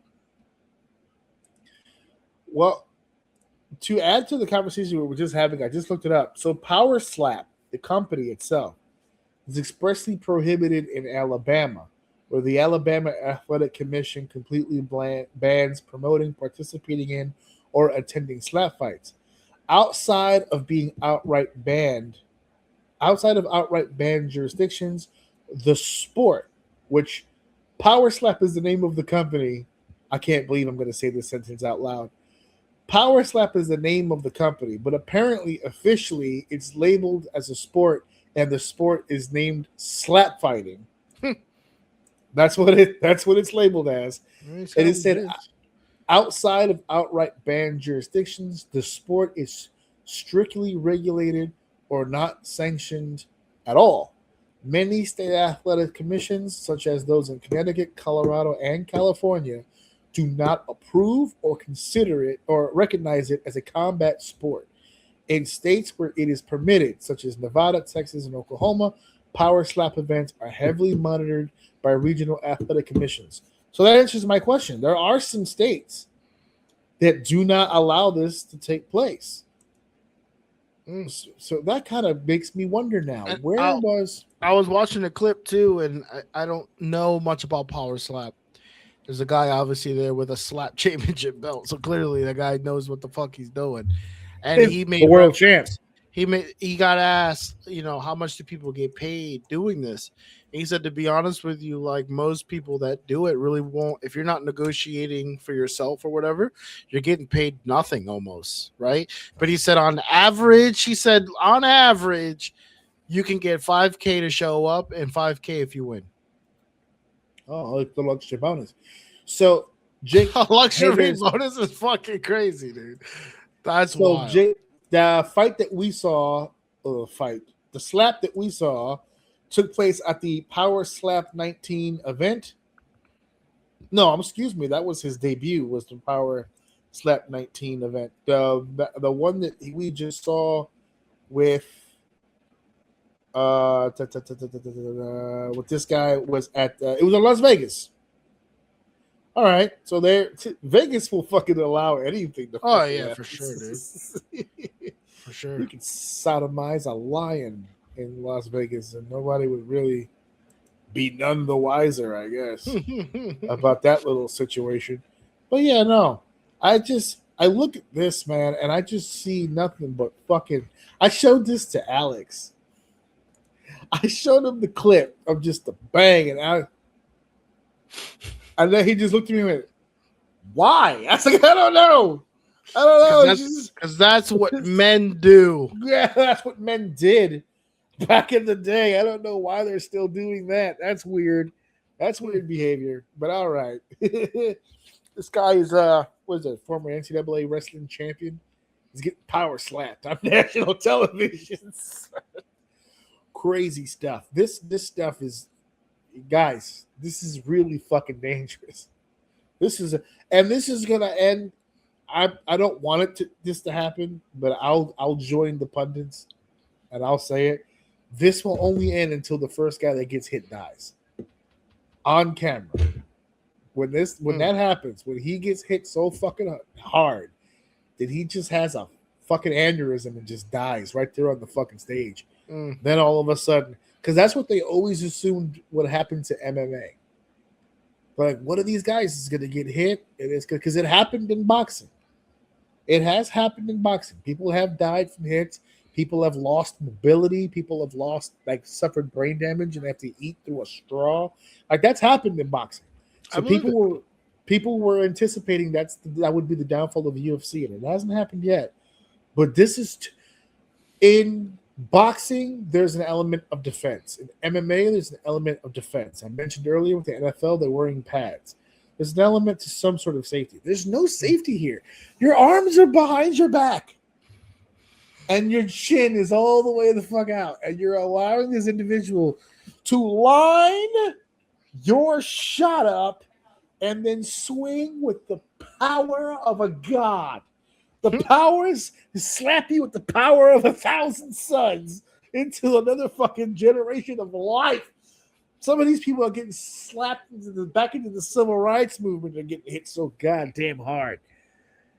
It can't be good for you. That's all I'm saying. It can't be fucking good for you. It just can't. So we're waiting to see how that shapes itself out. Wishing those guys the best.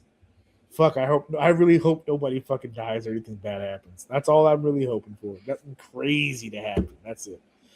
All right then. So it's main event time.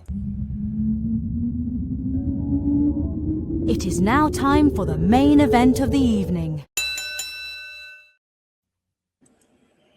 TNA! TNA!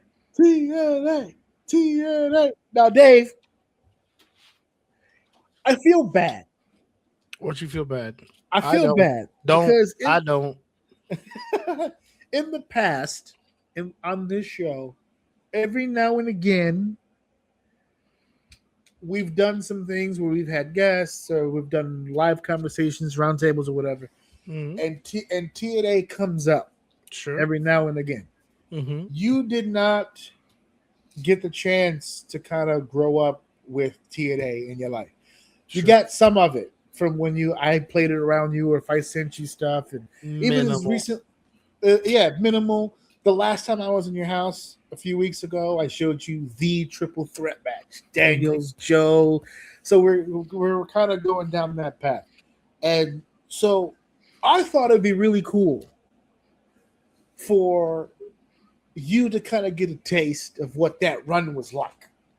And I know that was probably a bad idea, by the way. Why is that? Go ahead. No, go ahead. Finish your shit. Get your shit on. I was just gonna say that this is the dark side of the ring, so there's gonna be a lot of not so good things that are being discussed.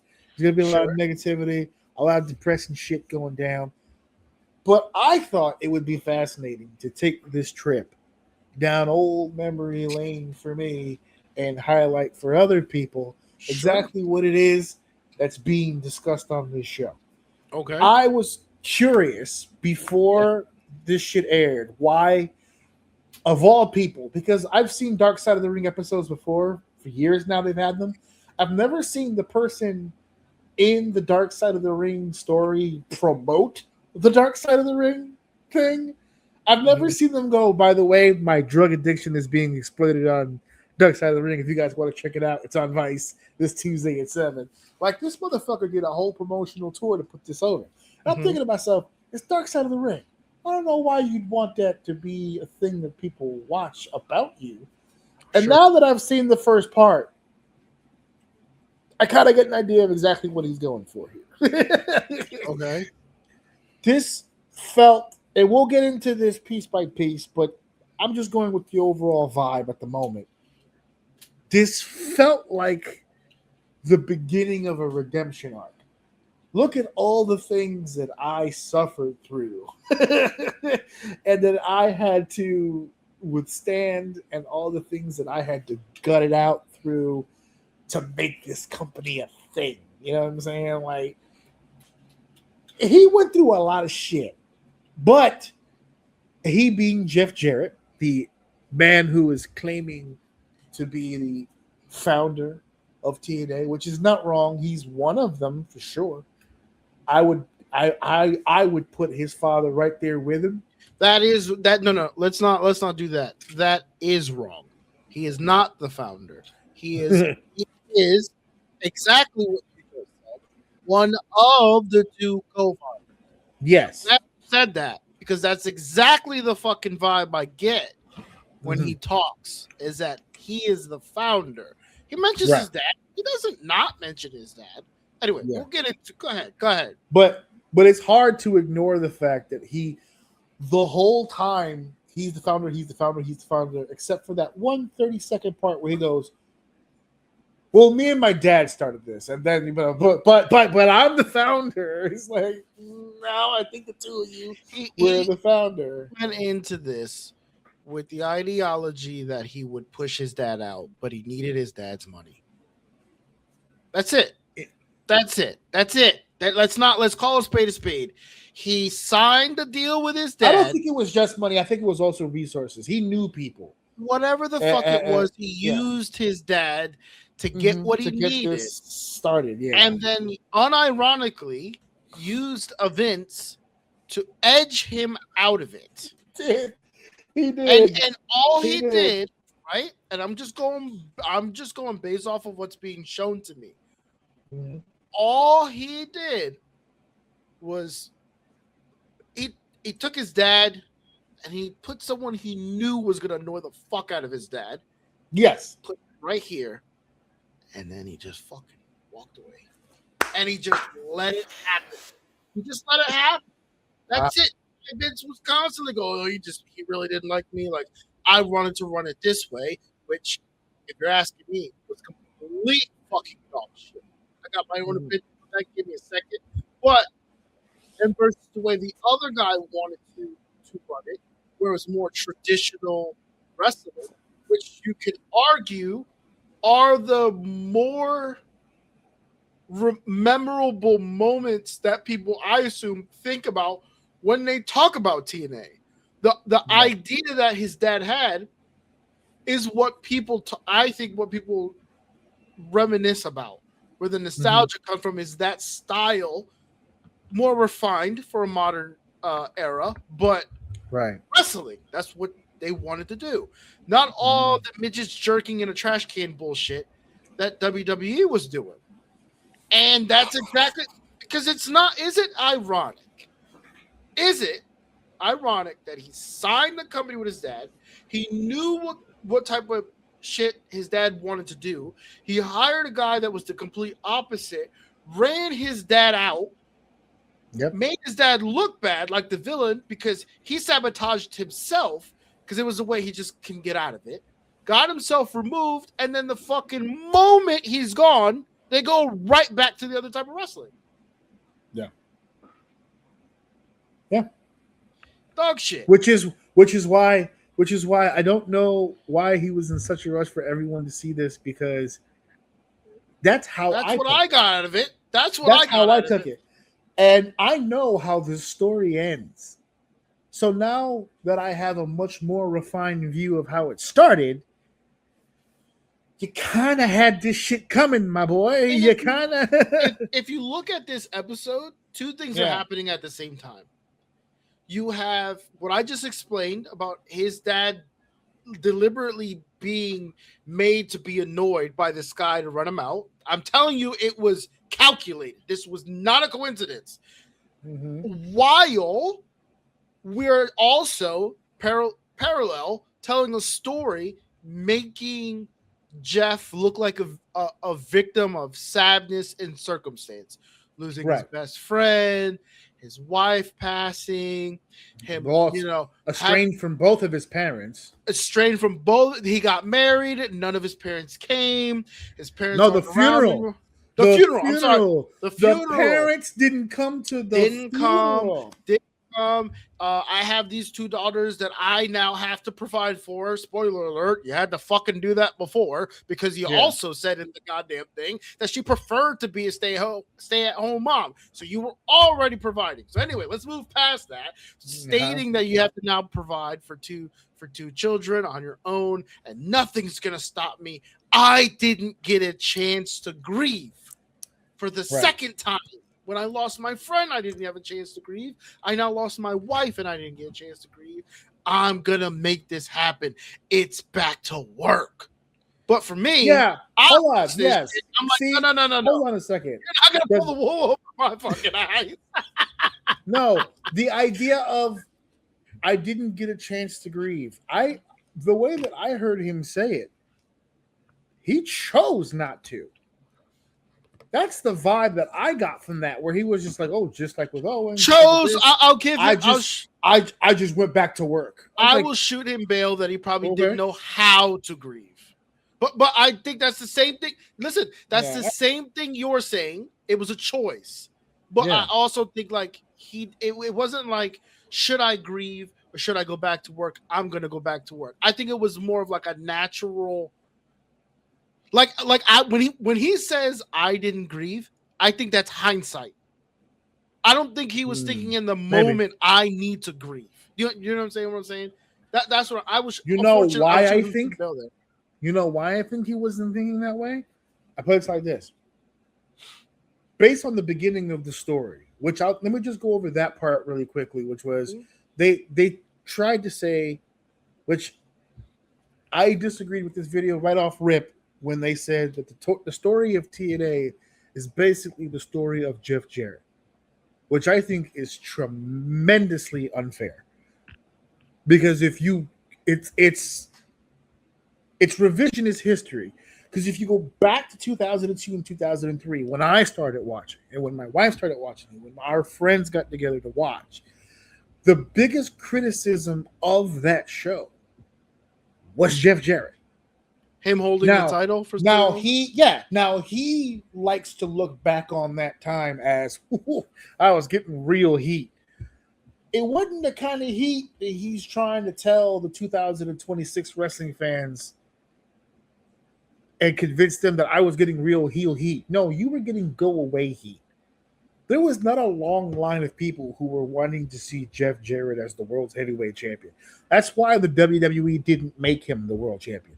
They gave him the title in WCW, but as it's explained in the documentary, Vince Russo put the belt on Jeff Jarrett in WCW. That wasn't an Eric Bischoff call. That wasn't. Go down the list of all these bookers that WCW had. That was never Flair's call. That was never Ole's call. That was never Eric's call. That was never Bill Watts' call. Anybody who would ever work with Jeff Jarrett always did the same thing. Phenomenal in-ring worker, great mechanic, heck of a promo, not a main event guy. That was always the cause. So that mantra followed him into WCW. See, I wanted to paint some things in that they didn't say in the documentary. They showed his upbringing, which I thought was really, really cool. I love the shots of Teenie, his grandmother. I love all that stuff. Luckily for me, I pay attention to Cornette's podcast, so I knew most of that already. But it was nice to see. I've never really seen pictures of his family and stuff like that. They quickly got into his WWE stuff and then got into the fact that he knew he wasn't going to be a main event player there. He lost the championship to China, but he held them up for money. He was owed $100,000. That was a bad move. He got fucking dismissed. The conversation didn't go the way that he wanted. Now he wants to. So now he's Big Dick McGee here, right? He's hustling Vince McMahon. And they ended his WCW run with the clip of Vince McMahon firing him on TV, which, by the way, I told Steph this while we were watching it. He's the only WCW guy he fired on TV. So if you want to ask the question, did Vince ever? No, Vince never forgot that motherfucker. I have half of mine to believe that the reason why he just went with it was because it was a surefire way to get the belt off of him. So we didn't do that belt transfer bullshit, which was also we had the situation with the screw job to avoid that situation. Okay, right. So he paid him off what he wanted. But if you cannot tell me that Vince was already in the works trying to conquer that federation. So he knows you're going over. Absolutely. That's fine. Yeah. Have this 200. Yeah, I'm on your ass the moment I get, like, you can tell he did it publicly. He did not forget. He gave you that money so easily. It's funny because Jeff thinks he's up. This is the most leverage I'll ever have. Okay. You could whatever he could have went in there asked for 5. I think he would have gave it to him because he knows just to get him the fuck out of there. Because as soon as he went in there and asked for his $100,000, Vince was already checked the fuck out. Oh no, not checked out. He was locked the fuck in. He's got you on a list, and he's coming for you the second he takes over. And that's what he did. Absolutely, yep. And then he fires him on TV. So Jeff looks around at the landscape and goes, "Oh shit, I don't have anywhere to work." I think it was Scott Demore who said, "Oh, I better go make one." That's the nutshell right there. For everybody that wants to do, again, the word we're going to use a lot here is revisionist history. Did Jeff Jarrett create a platform for individuals to apply their craft and get national exposure and get better and all that? Yes. Did he resurrect some of the careers that were from his peers? Yes. Did he find the next generation of talent that was going to come through the wave of professional wrestling? Yes. Did he rediscover that cruiserweight magic in TNA with the X Division? Yes. All those things are true. But you will never convince me that the basis of TNA, the simple founding of this company, Wasn't him. Was to spotlight him. And that goes back to the comment that I was originally trying to add on to your comments earlier, in the sense of when his wife had passed.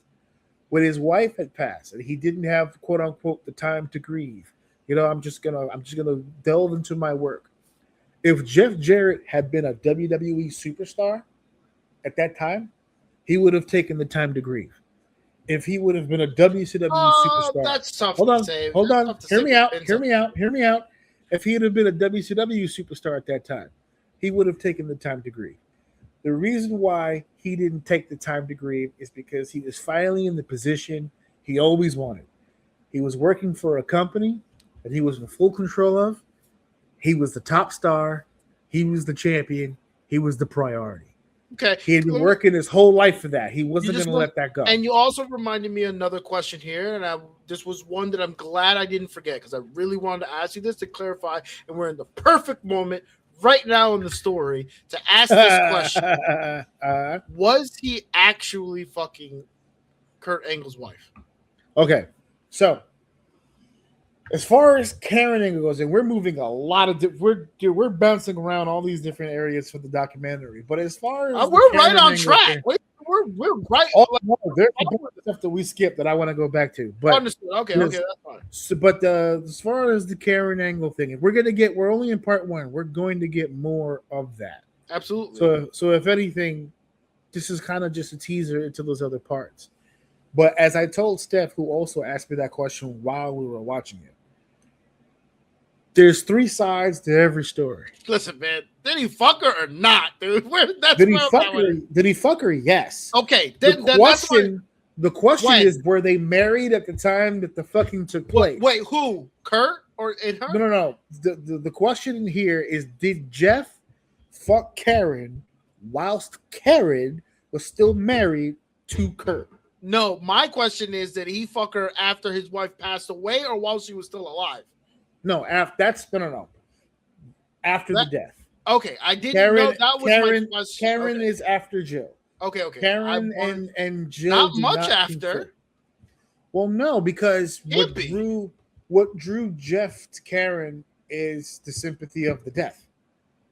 Nothing in that scenario was handled properly, period. Even if there was no fucking. I just needed that clarity. If it was during the marriage still, timeline wise, fair. It was after Jill. Okay. The controversy comes in is, yes, it was after Jill. The controversy is, was it before Kurt? Was it before or after the divorce to Kurt? Is the question. If you ask Karen, if you ask Jeff, and to be fair, if you ask Kurt, they have all said publicly they were divorced at the time that everything started to actually happen. They revved it up for the storyline, but for the most part, everything was copacetic behind the scenes. That's wild. There are other reports from people who were backstage at the time who beg to differ, who are saying, no, that's something they're saying to make this go away, but it's not true. And they tease that at the end of this episode. that the locker room was not happy with Jeff. Jeff's relationship to the locker room was what kept Jeff in power. The minute the locker room turned on him for breaking one of the most sacred rules in professional wrestling, thou shalt not covet thy neighbor's wife. Big fucking no. And that's at every level of independent wrestling. In professional wrestling, from the WWE to the independents. That is a big sin of a no. There's very little things that can get you blackballed from this industry. It's been tested too many times. Messing with a dude's woman, high on the motherfucking list. High on to the point of that a lot of wrestlers try really hard to not have their significant others anywhere near the business. Right. Just for the sake of confusion. You know, even if you trust your wife, you just don't want your wife in a position like that because some of these dudes don't have any fucking sense in their head. So I'm not in the locker room. I don't know for sure, but I have worked with enough TNA people in my career that will tell you they're not so sure about the divorced part of the story. But it is what it is. One of the things that I wanted to bring up that was earlier in the episode, since we already kind of got toward the end of it, we've hit the major points, but one of the things that I learned from this documentary, something I did not know, I knew about their original investor, which was Health South, and I knew about their most prominent investor, which was Panda Energy. I know more about Panda Energy than I know about Health South. I was stunned. I didn't know the timeline. I knew that Health South helped get them off the ground, and like most promoters from forget professional wrestling, just any promoter in general, has different venues and sponsors and things that people that funnel money into your product, into your company. I didn't know it was 3 weeks in. That part stunned me. And the controversy with Health South, with the embezzlement accusations and the court cases and cooking books and all kinds of stuff that was happening, that was its own bag of shit. And I knew that Jeff went from one investor to the other. I did not know, and this is all in quotations on the ideology. Obviously, if the story that Jeff is telling is 100% accurate, if we're going by this is the real story, that's a real tough situation. To be like, hey, we just had a show last night. Yeah, we're not paying for that either. We're just giving you the phone call to let you know. Yeah, account's empty, brother. Good luck with what you got going on. It's funny. My brain went straight to what we talked about before with Paul Heyman.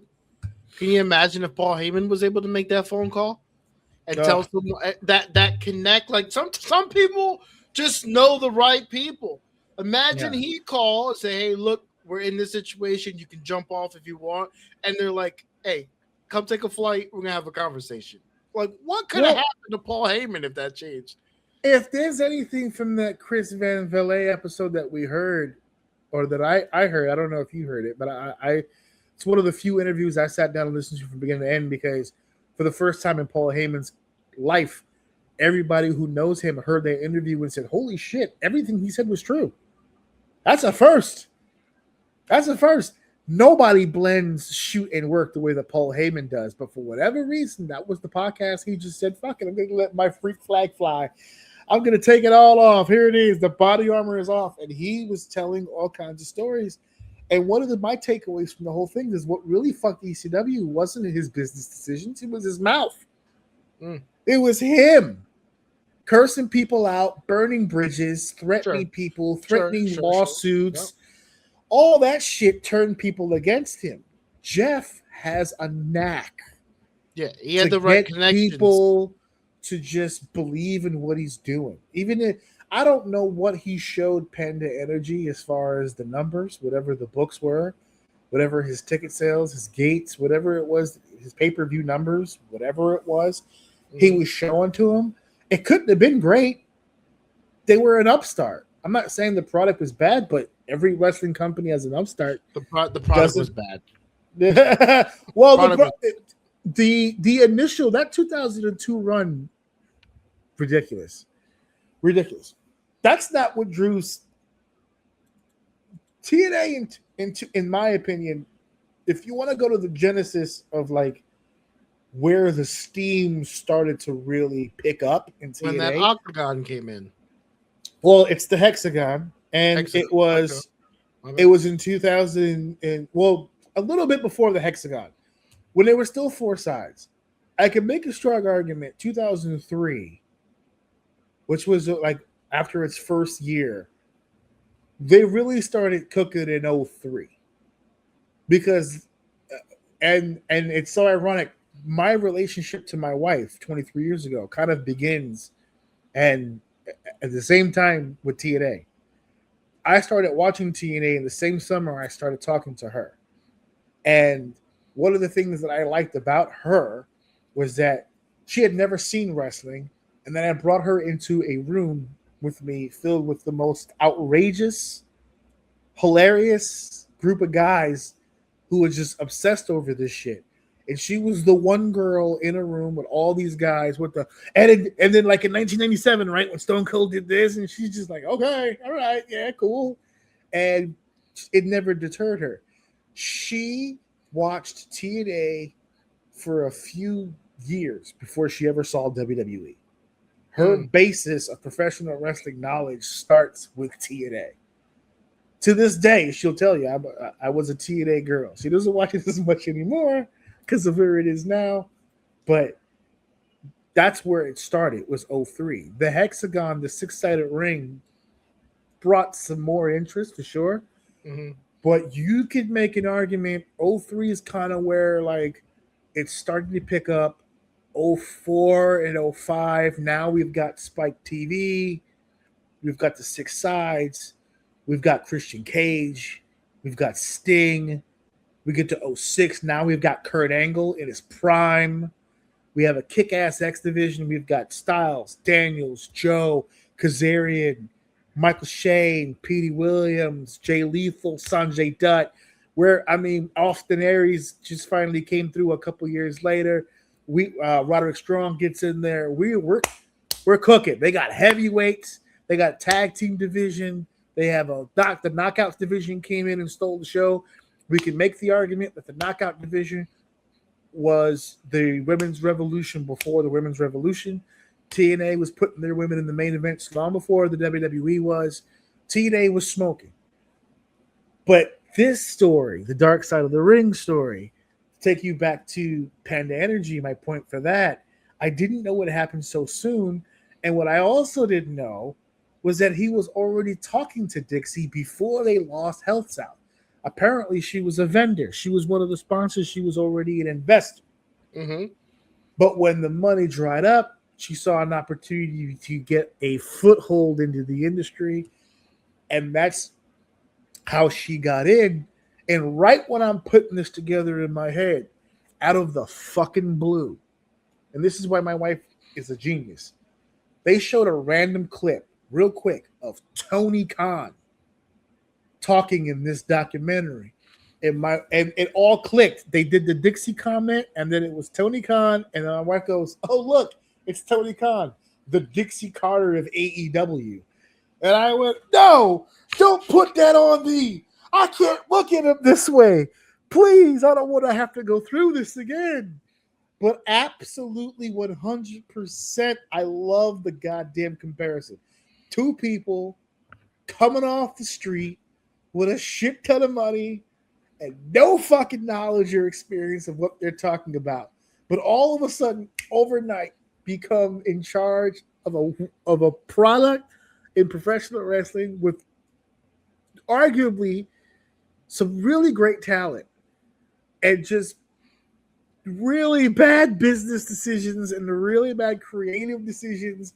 And I went, oh no, I didn't need to compare these two in my lifetime. And now I'm going through it all over again. And I went, oh, you son of a bitch. God damn it. But I learned something about that. I didn't know that about that. And when they tied in, because they kind of, the early stuff of TNA, they kind of speed ran through. Mm-hmm. There's a number of instances that happened in TNA they just glossed right over. It was the venue they had in Nashville, then heading over to Spike TV, which for the record, they were not in Nashville for Spike TV. They were in the Impact Zone in Universal Studios, which is in Orlando, Florida. They taped Spike TV there. And as somebody who has been in that building, I have to take my hat off. And I wanted to do it literally for the people who were part of filming that wrestling product every week. Because I don't know how they did it. Because that room is this fucking big.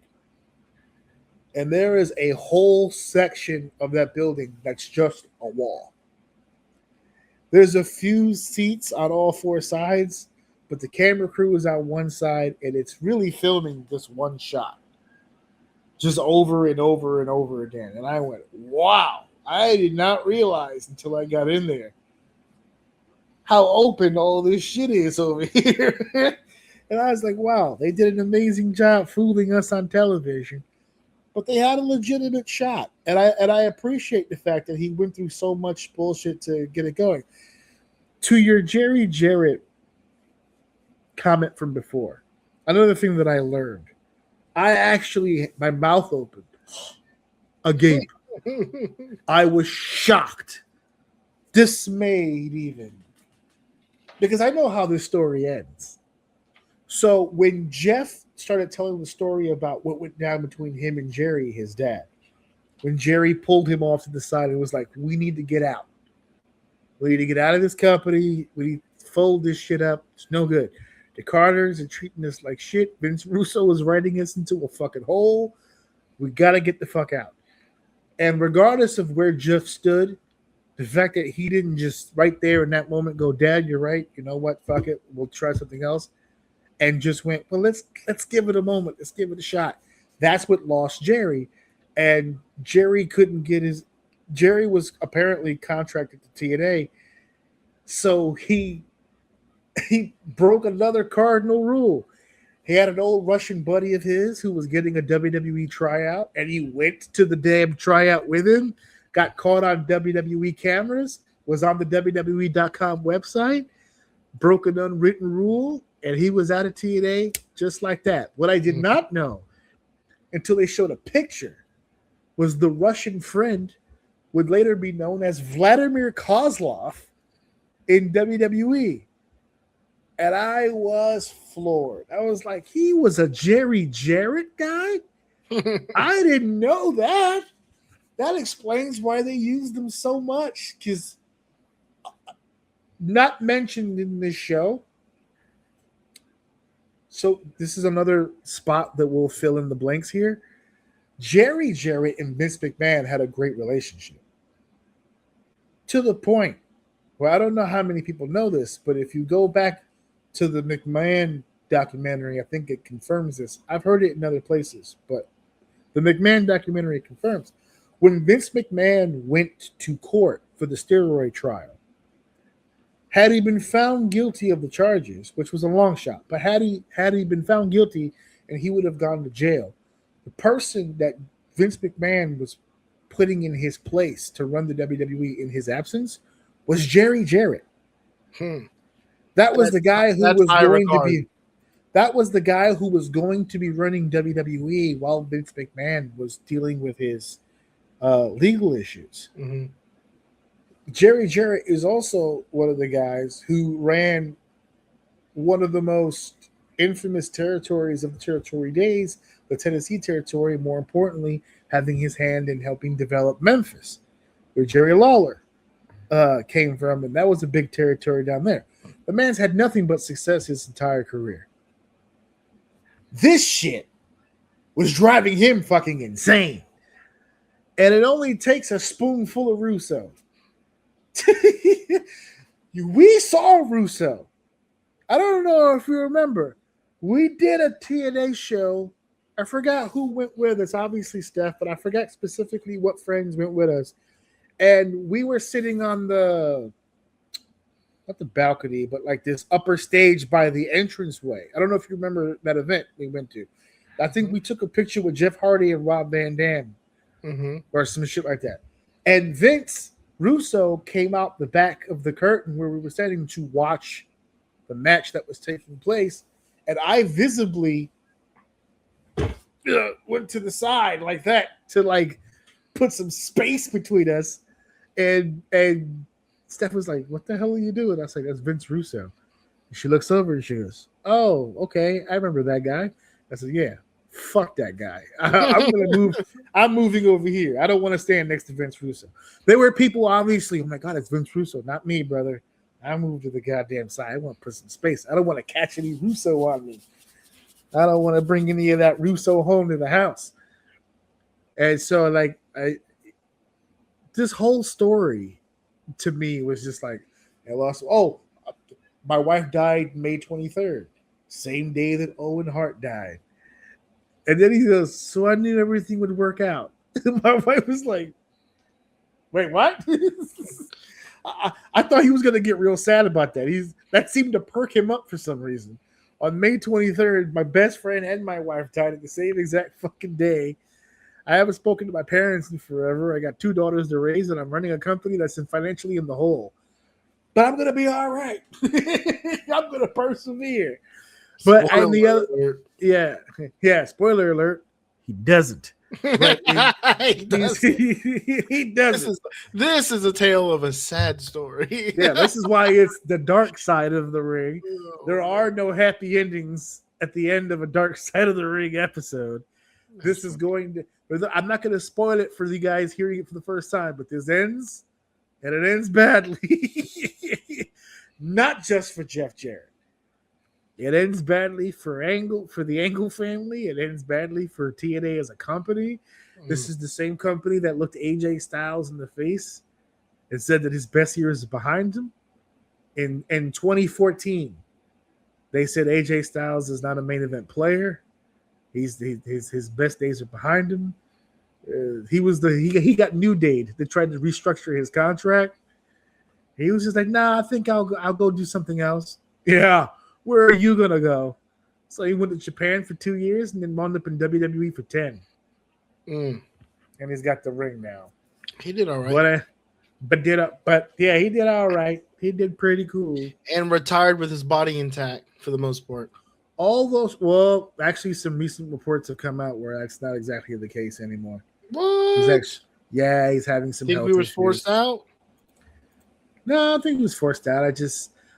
I think when you wrestle as often as they wrestle, the bumps tend to hide. Well, sure. I would imagine he's not completely healthy. That's for sure. They tend to hide a lot of the elements you actually have.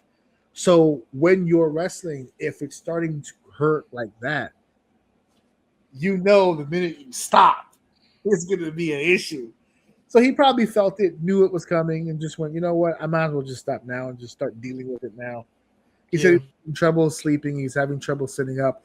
We had another recent report come out. Bryan Danielson was supposed to be a full-time commentator, but he's having issues with sitting in the chair for 2 hours or 3 hours or 4 hours because of the discs in his back and his neck and stuff. He has issues with laying and sitting for long periods of time.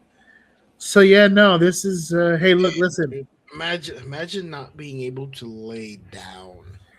That's bro.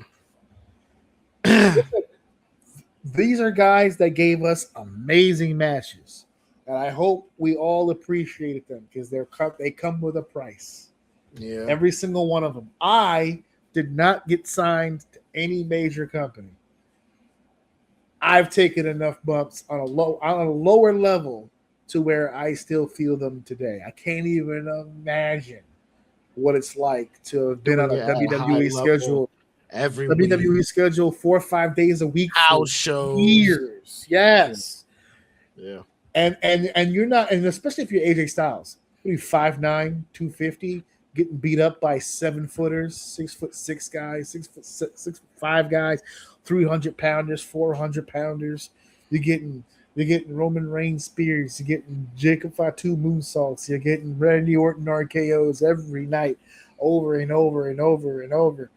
Not to mention the ladder matches, the tables matches, the no DQ matches, the last man standing matches, the Royal Rumbles, the Hell in the Cells, the cage matches. Jesus Christ! Yeah. Jesus Christ! Yeah, I think watching wrestling has really numbed people to the pain that one move does. Like landing, just taking a bump in the ring that bounces like a goddamn trampoline fucks you up. Imagine the dives to the outside. People don't catch you. They don't get you right. What, dude? I was fucking. I think I was pissing the other day, and my back went ugh. And I was done for the fucking week, dude. I was just standing there. I wasn't doing anything.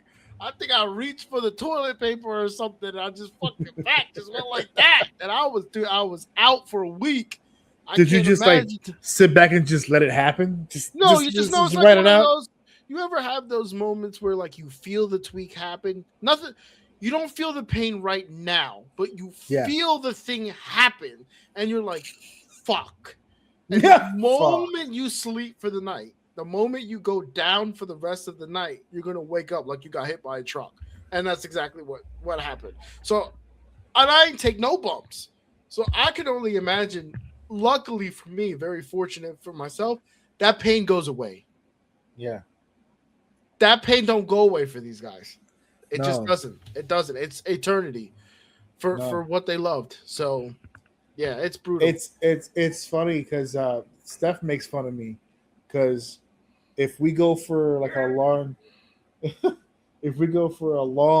like car ride, like when we drove to Niagara Falls, right? We on the way to Niagara Falls, we did like a break city in between. We did Binghamton, and then we went. But when we drove back, we drove the whole 5.5, 6 straight, and I get out of the car like half and half. Like I have to okay, open door, left foot out. Yep. Left arm, turn, and then sometimes Steph will give me like a push. 1, got you. 2. Yeah. Sometimes she helps me out of the car with like a push. There you go. You got it. Yeah. Oh, she said it's the pregnancy push. She's over here. Oh yeah. Yeah. Oh yeah. But sometimes. But yeah, this was this. I enjoyed the watch. I know I sounded annoyed, I guess, but like I enjoyed the watch. I think, especially you're someone that has the history. I don't. So It was very informative to me. It did follow along enough for me to get whatever it is I got out of it, and I'm excited to watch the next one. I want to know more of the bullshit. I want to know more of the bullshit now. I'm locked in. I'm invested. I sent you all 3, so obviously you can watch it at your leisure or whatever. Mm-hmm. We're not going to go over part 2 next week. Next week is our live for SummerSlam. We're going to have the guys on the show, and we're doing our thing. But when we come back from SummerSlam, we're going to do part 2, and then we're going to do a SummerSlam aftermath. So it's going to be kind of a loaded show on that one. But yeah, no, I want to continue with this because I just, based on what I saw from this one, I have mixed feelings about the way they're telling the story, but I can't wait to see it flesh out, right? I feel like this one was more spent on ta, and now we're going to see things develop over time, how the story really goes. Like I said, it's a Dark Side of the Ring episode. There are no happy endings in Dark Side of the Ring episodes, so we all know how this goes and how this is going to end. But it is nice to see some of the and shout out to the Sinister Minister, man. Shout out to my boy over here with the eyebrows, because my wife was like, "Who the fuck is this guy?" And he does an awful lot of talking. I was like, "Because he's the man, bro. He's the man. He's a dope ass manager, bro. He really was. He was really, really good." And I think he also had a little something to do with the creative at the time. So, you know, a lot of these people, even D'Lo Brown, people are like, D'Lo Brown, people forget. He first came to TNA in 2003 as an active competitor. And then he spent years with TNA as a producer, as a part of the creative team, Like, he's been a part of TNA for a long time. A long time. And the guy knows his shit too, man. I got a chance to meet that guy. He's such a great fucking dude. I remember the one time that I did meet him, I did mention that you were one of his fans back in the day, a big D-Lo guy from back in the day. He appreciates that. And before he did he did an interview where he talked about where that shit came from, the head nod or whatever. So I got a chance to hear all that beforehand. I was like, that shit had to hurt your head, Sam. Because we used to make jokes when we were kids. It's like, he's got to have a headache. There's no way. He's got to have a headache. And he just told me, he was like, nope, never had an issue. He said the only time that head knot was ever a problem was whenever he had a rough night with his neck. Like a bad bump or a bad sleeping night or whatever. He goes, not every hotel was built the same. So sometimes you get in there and it's like, ugh. It wasn't all luxury back then either. Yeah, he said he would go in the back. They would have the doctor work on the neck, kind of massage it up, kind of loosen it up. Then he'll go out there and, you're looking at the real deal now, baby. Yeah, there it is. So there's that. So, yeah, we're looking forward to part 2. This is the part now where just quickly, I kind of already laid it out. SummerSlam next week. I'm going to do this here. Instead of shooting a random video talking to you guys about SummerSlam and what we're going to do, I got Dave here now, so we might as well just do it now. Next week, Tuesday the 28th, I got is that date correct? Let me double check. Yes, Tuesday the 28th, 7 p.m. We're live, baby. We're going live for SummerSlam. We're talking all things SummerSlam. We've gotten some curveballs thrown our way that I really, really want to talk about. And I really want to talk about it with some of the guys. Nick Aldis is back in the ring. We've got we got a couple of championship matches. We have a women's world title ladder match taking place at SummerSlam. There's a lot that is going down in Minneapolis 2 nights. Let's not forget also Hell in a Cell. Let's also not forget Roman Reigns and Rollins. It's looking sharp down in Minneapolis. I can't wait to have the guys back as we talk about it. That's going to be next week, Tuesday, the 28th. I've got you here, Dave. Is there anything you're looking forward to for SummerSlam that we can push here? Is there like a match or something going on at SummerSlam you're looking forward to? I'm a little behind. I'm not gonna lie. I got some catching up to do. I'm not gonna hold you. Last week was a little nutty, and yeah, I got some catching up to. I gotta do my homework. I gotta do my Googles. I gotta do my Googles. So that's gonna be next. Well, you have 8 days to get ready. we got work to do. I didn't want to just jump right on the Oba thing. That's an easy cop out. I'm gonna say true. I'm gonna be honest. I got a little research to do. You know what I'm saying? I knew you were stunned. Not stunned. I knew you were a little out of the loop when I said world title ladder match for the women. And I'm like, oh, you know what? I'm trying to because the past few Raws, I was there when they were watching it, and twice, can't remember exactly why, I was watching something I didn't like. And I said, it's either stay up late and watch this or go to bed and watch the highlights. And I think that's a problem I've been having lately is the highlights really don't show a lot. But when I've actually been sitting down and watching the SmackDown or watching the Raw, there's something happening that it's cringy. I don't fucking like it, and then I'll just go to bed and like try to catch up. And I just haven't done the catch up since. I gotta catch up, but there's been a few things that's been like, oh fuck, man. I'm gonna. I get you. I'm gonna go down. I speed run through some of it now. Like I just fast forward to okay, I read. Okay, we're just in that weird you know the time of the season where they're like just trying shit and stuff. Like I know we're getting closer to SummerSlam, so they are kind of should be locking in a little bit more. But like sometimes that. Oh, by the way, Minneapolis, hometown of Chad Gable, he's the #1 contender. He's got Penta for the IC title at SummerSlam. Chad Gable and Penta for the IC title. Nice. So we're gonna be doing some of that conversation next week. Also, before I leave here, I said something on this show last week that got me a ton of fucking unwanted attention. I told you on the show, and then I posted it online, that I was going to watch Avatar: The Last Airbender, the animated series. I'm happy to say I'm about 10 episodes deep. So what got you heat? No heat. Unwanted attention in the fact unwanted attention. Got you. Okay. In terms of pressure. Okay, I'm 10 episodes deep, and the minute that I said on this show that I was going to watch it, and then posted that on social media, everyone, oh my god, you're so lucky. I wish I could watch it again for the first time. Yeah. Or hey man, enjoy the ride. Everybody was just so nice, and I was just like, I just want to enjoy the show, dude. I don't need it boasted. You're in a very early stage of the show, though. I'm only all right. No, I mean, like, not a deep dive, just like cool, not cool, interested. Like you want to watch more. Can I be honest? Is a cartoony Nickelodeon thing fucking with you? A little bit. Okay. So let me say this. Let me say this about the show thus far.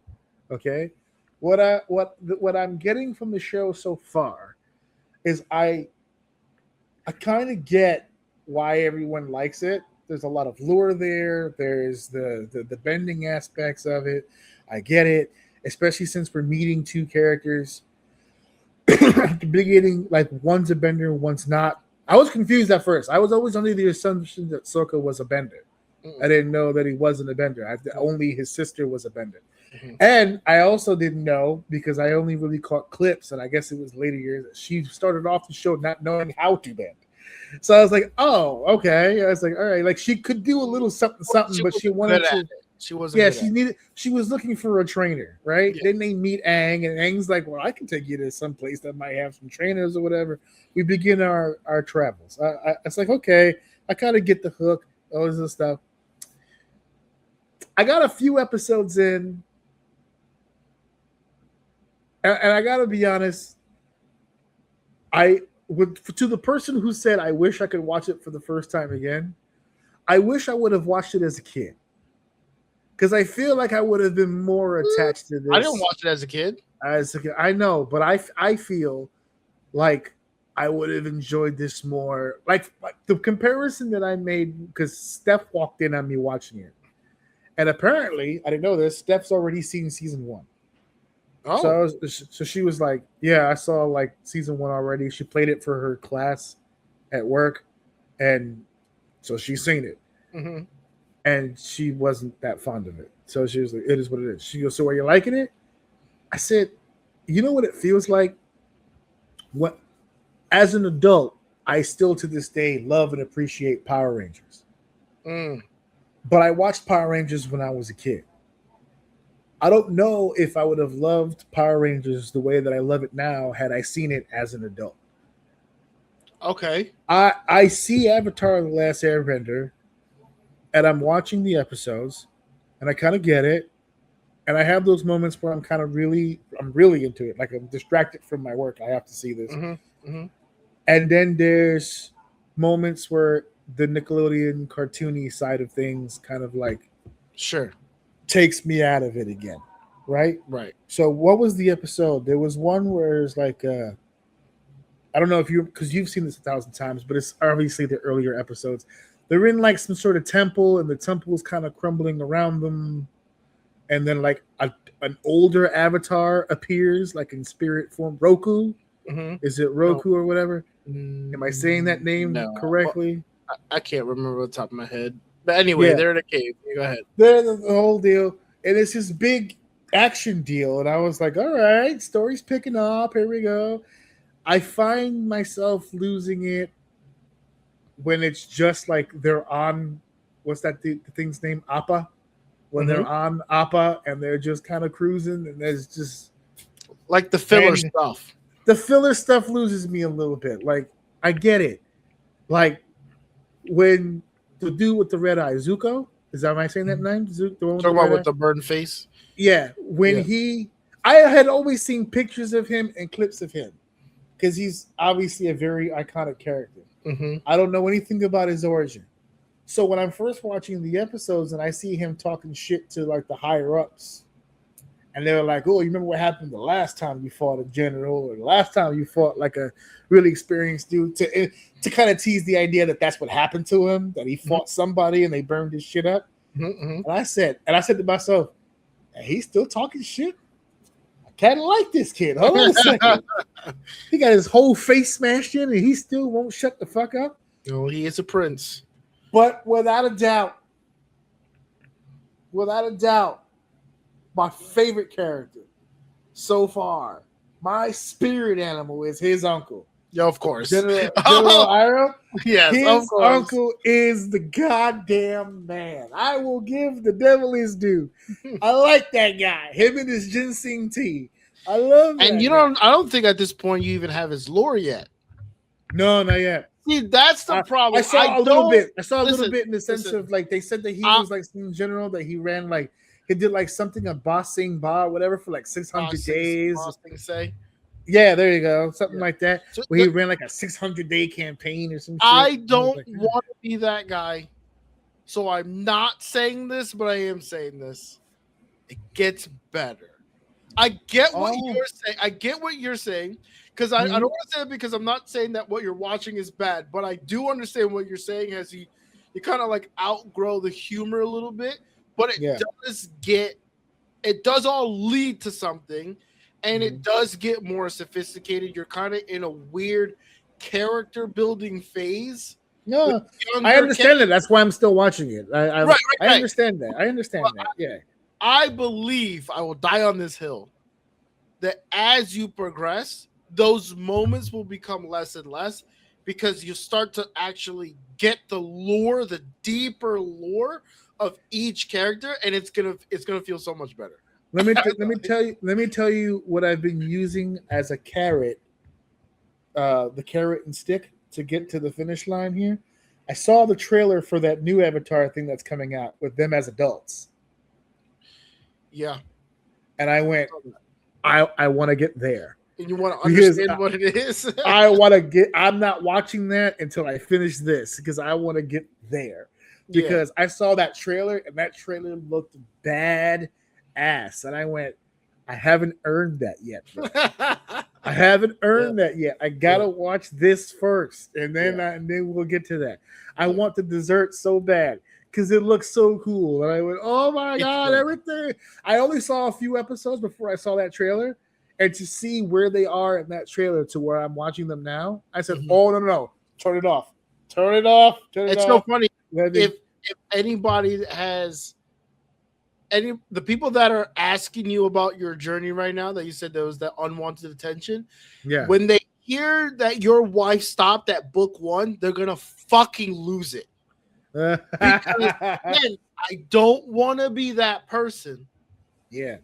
When Toph enters the room, the dynamics change completely. Yeah, she's one. I stand on one of the greatest fucking anime characters. I know some people don't like to call it anime, but when they hear that she stopped at 1, and it's because she was whatever, it was part of work, whatever the case may be, they're gonna be like, I don't think she wanted to see it. I think she just stopped. Caught it.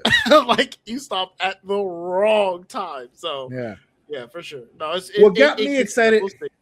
Another level of excitement for me for the trailer that I saw for the adult version of them was you had told me Toph was your favorite character, and then you were telling me kind of like what you had liked so much about Toph, and I was looking around at some Toph stuff, and I know you don't like the Legend of Korra, but I saw some of her clips as an old lady about how badass everyone responded to her by saying she was a badass when she was a kid.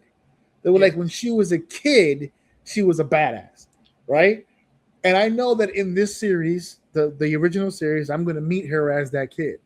But when I saw the trailer for that new thing coming out with her as an adult, not an old woman and not a young child, full-grown adult, I said to myself, she's got to be like Darth fucking Vader in this.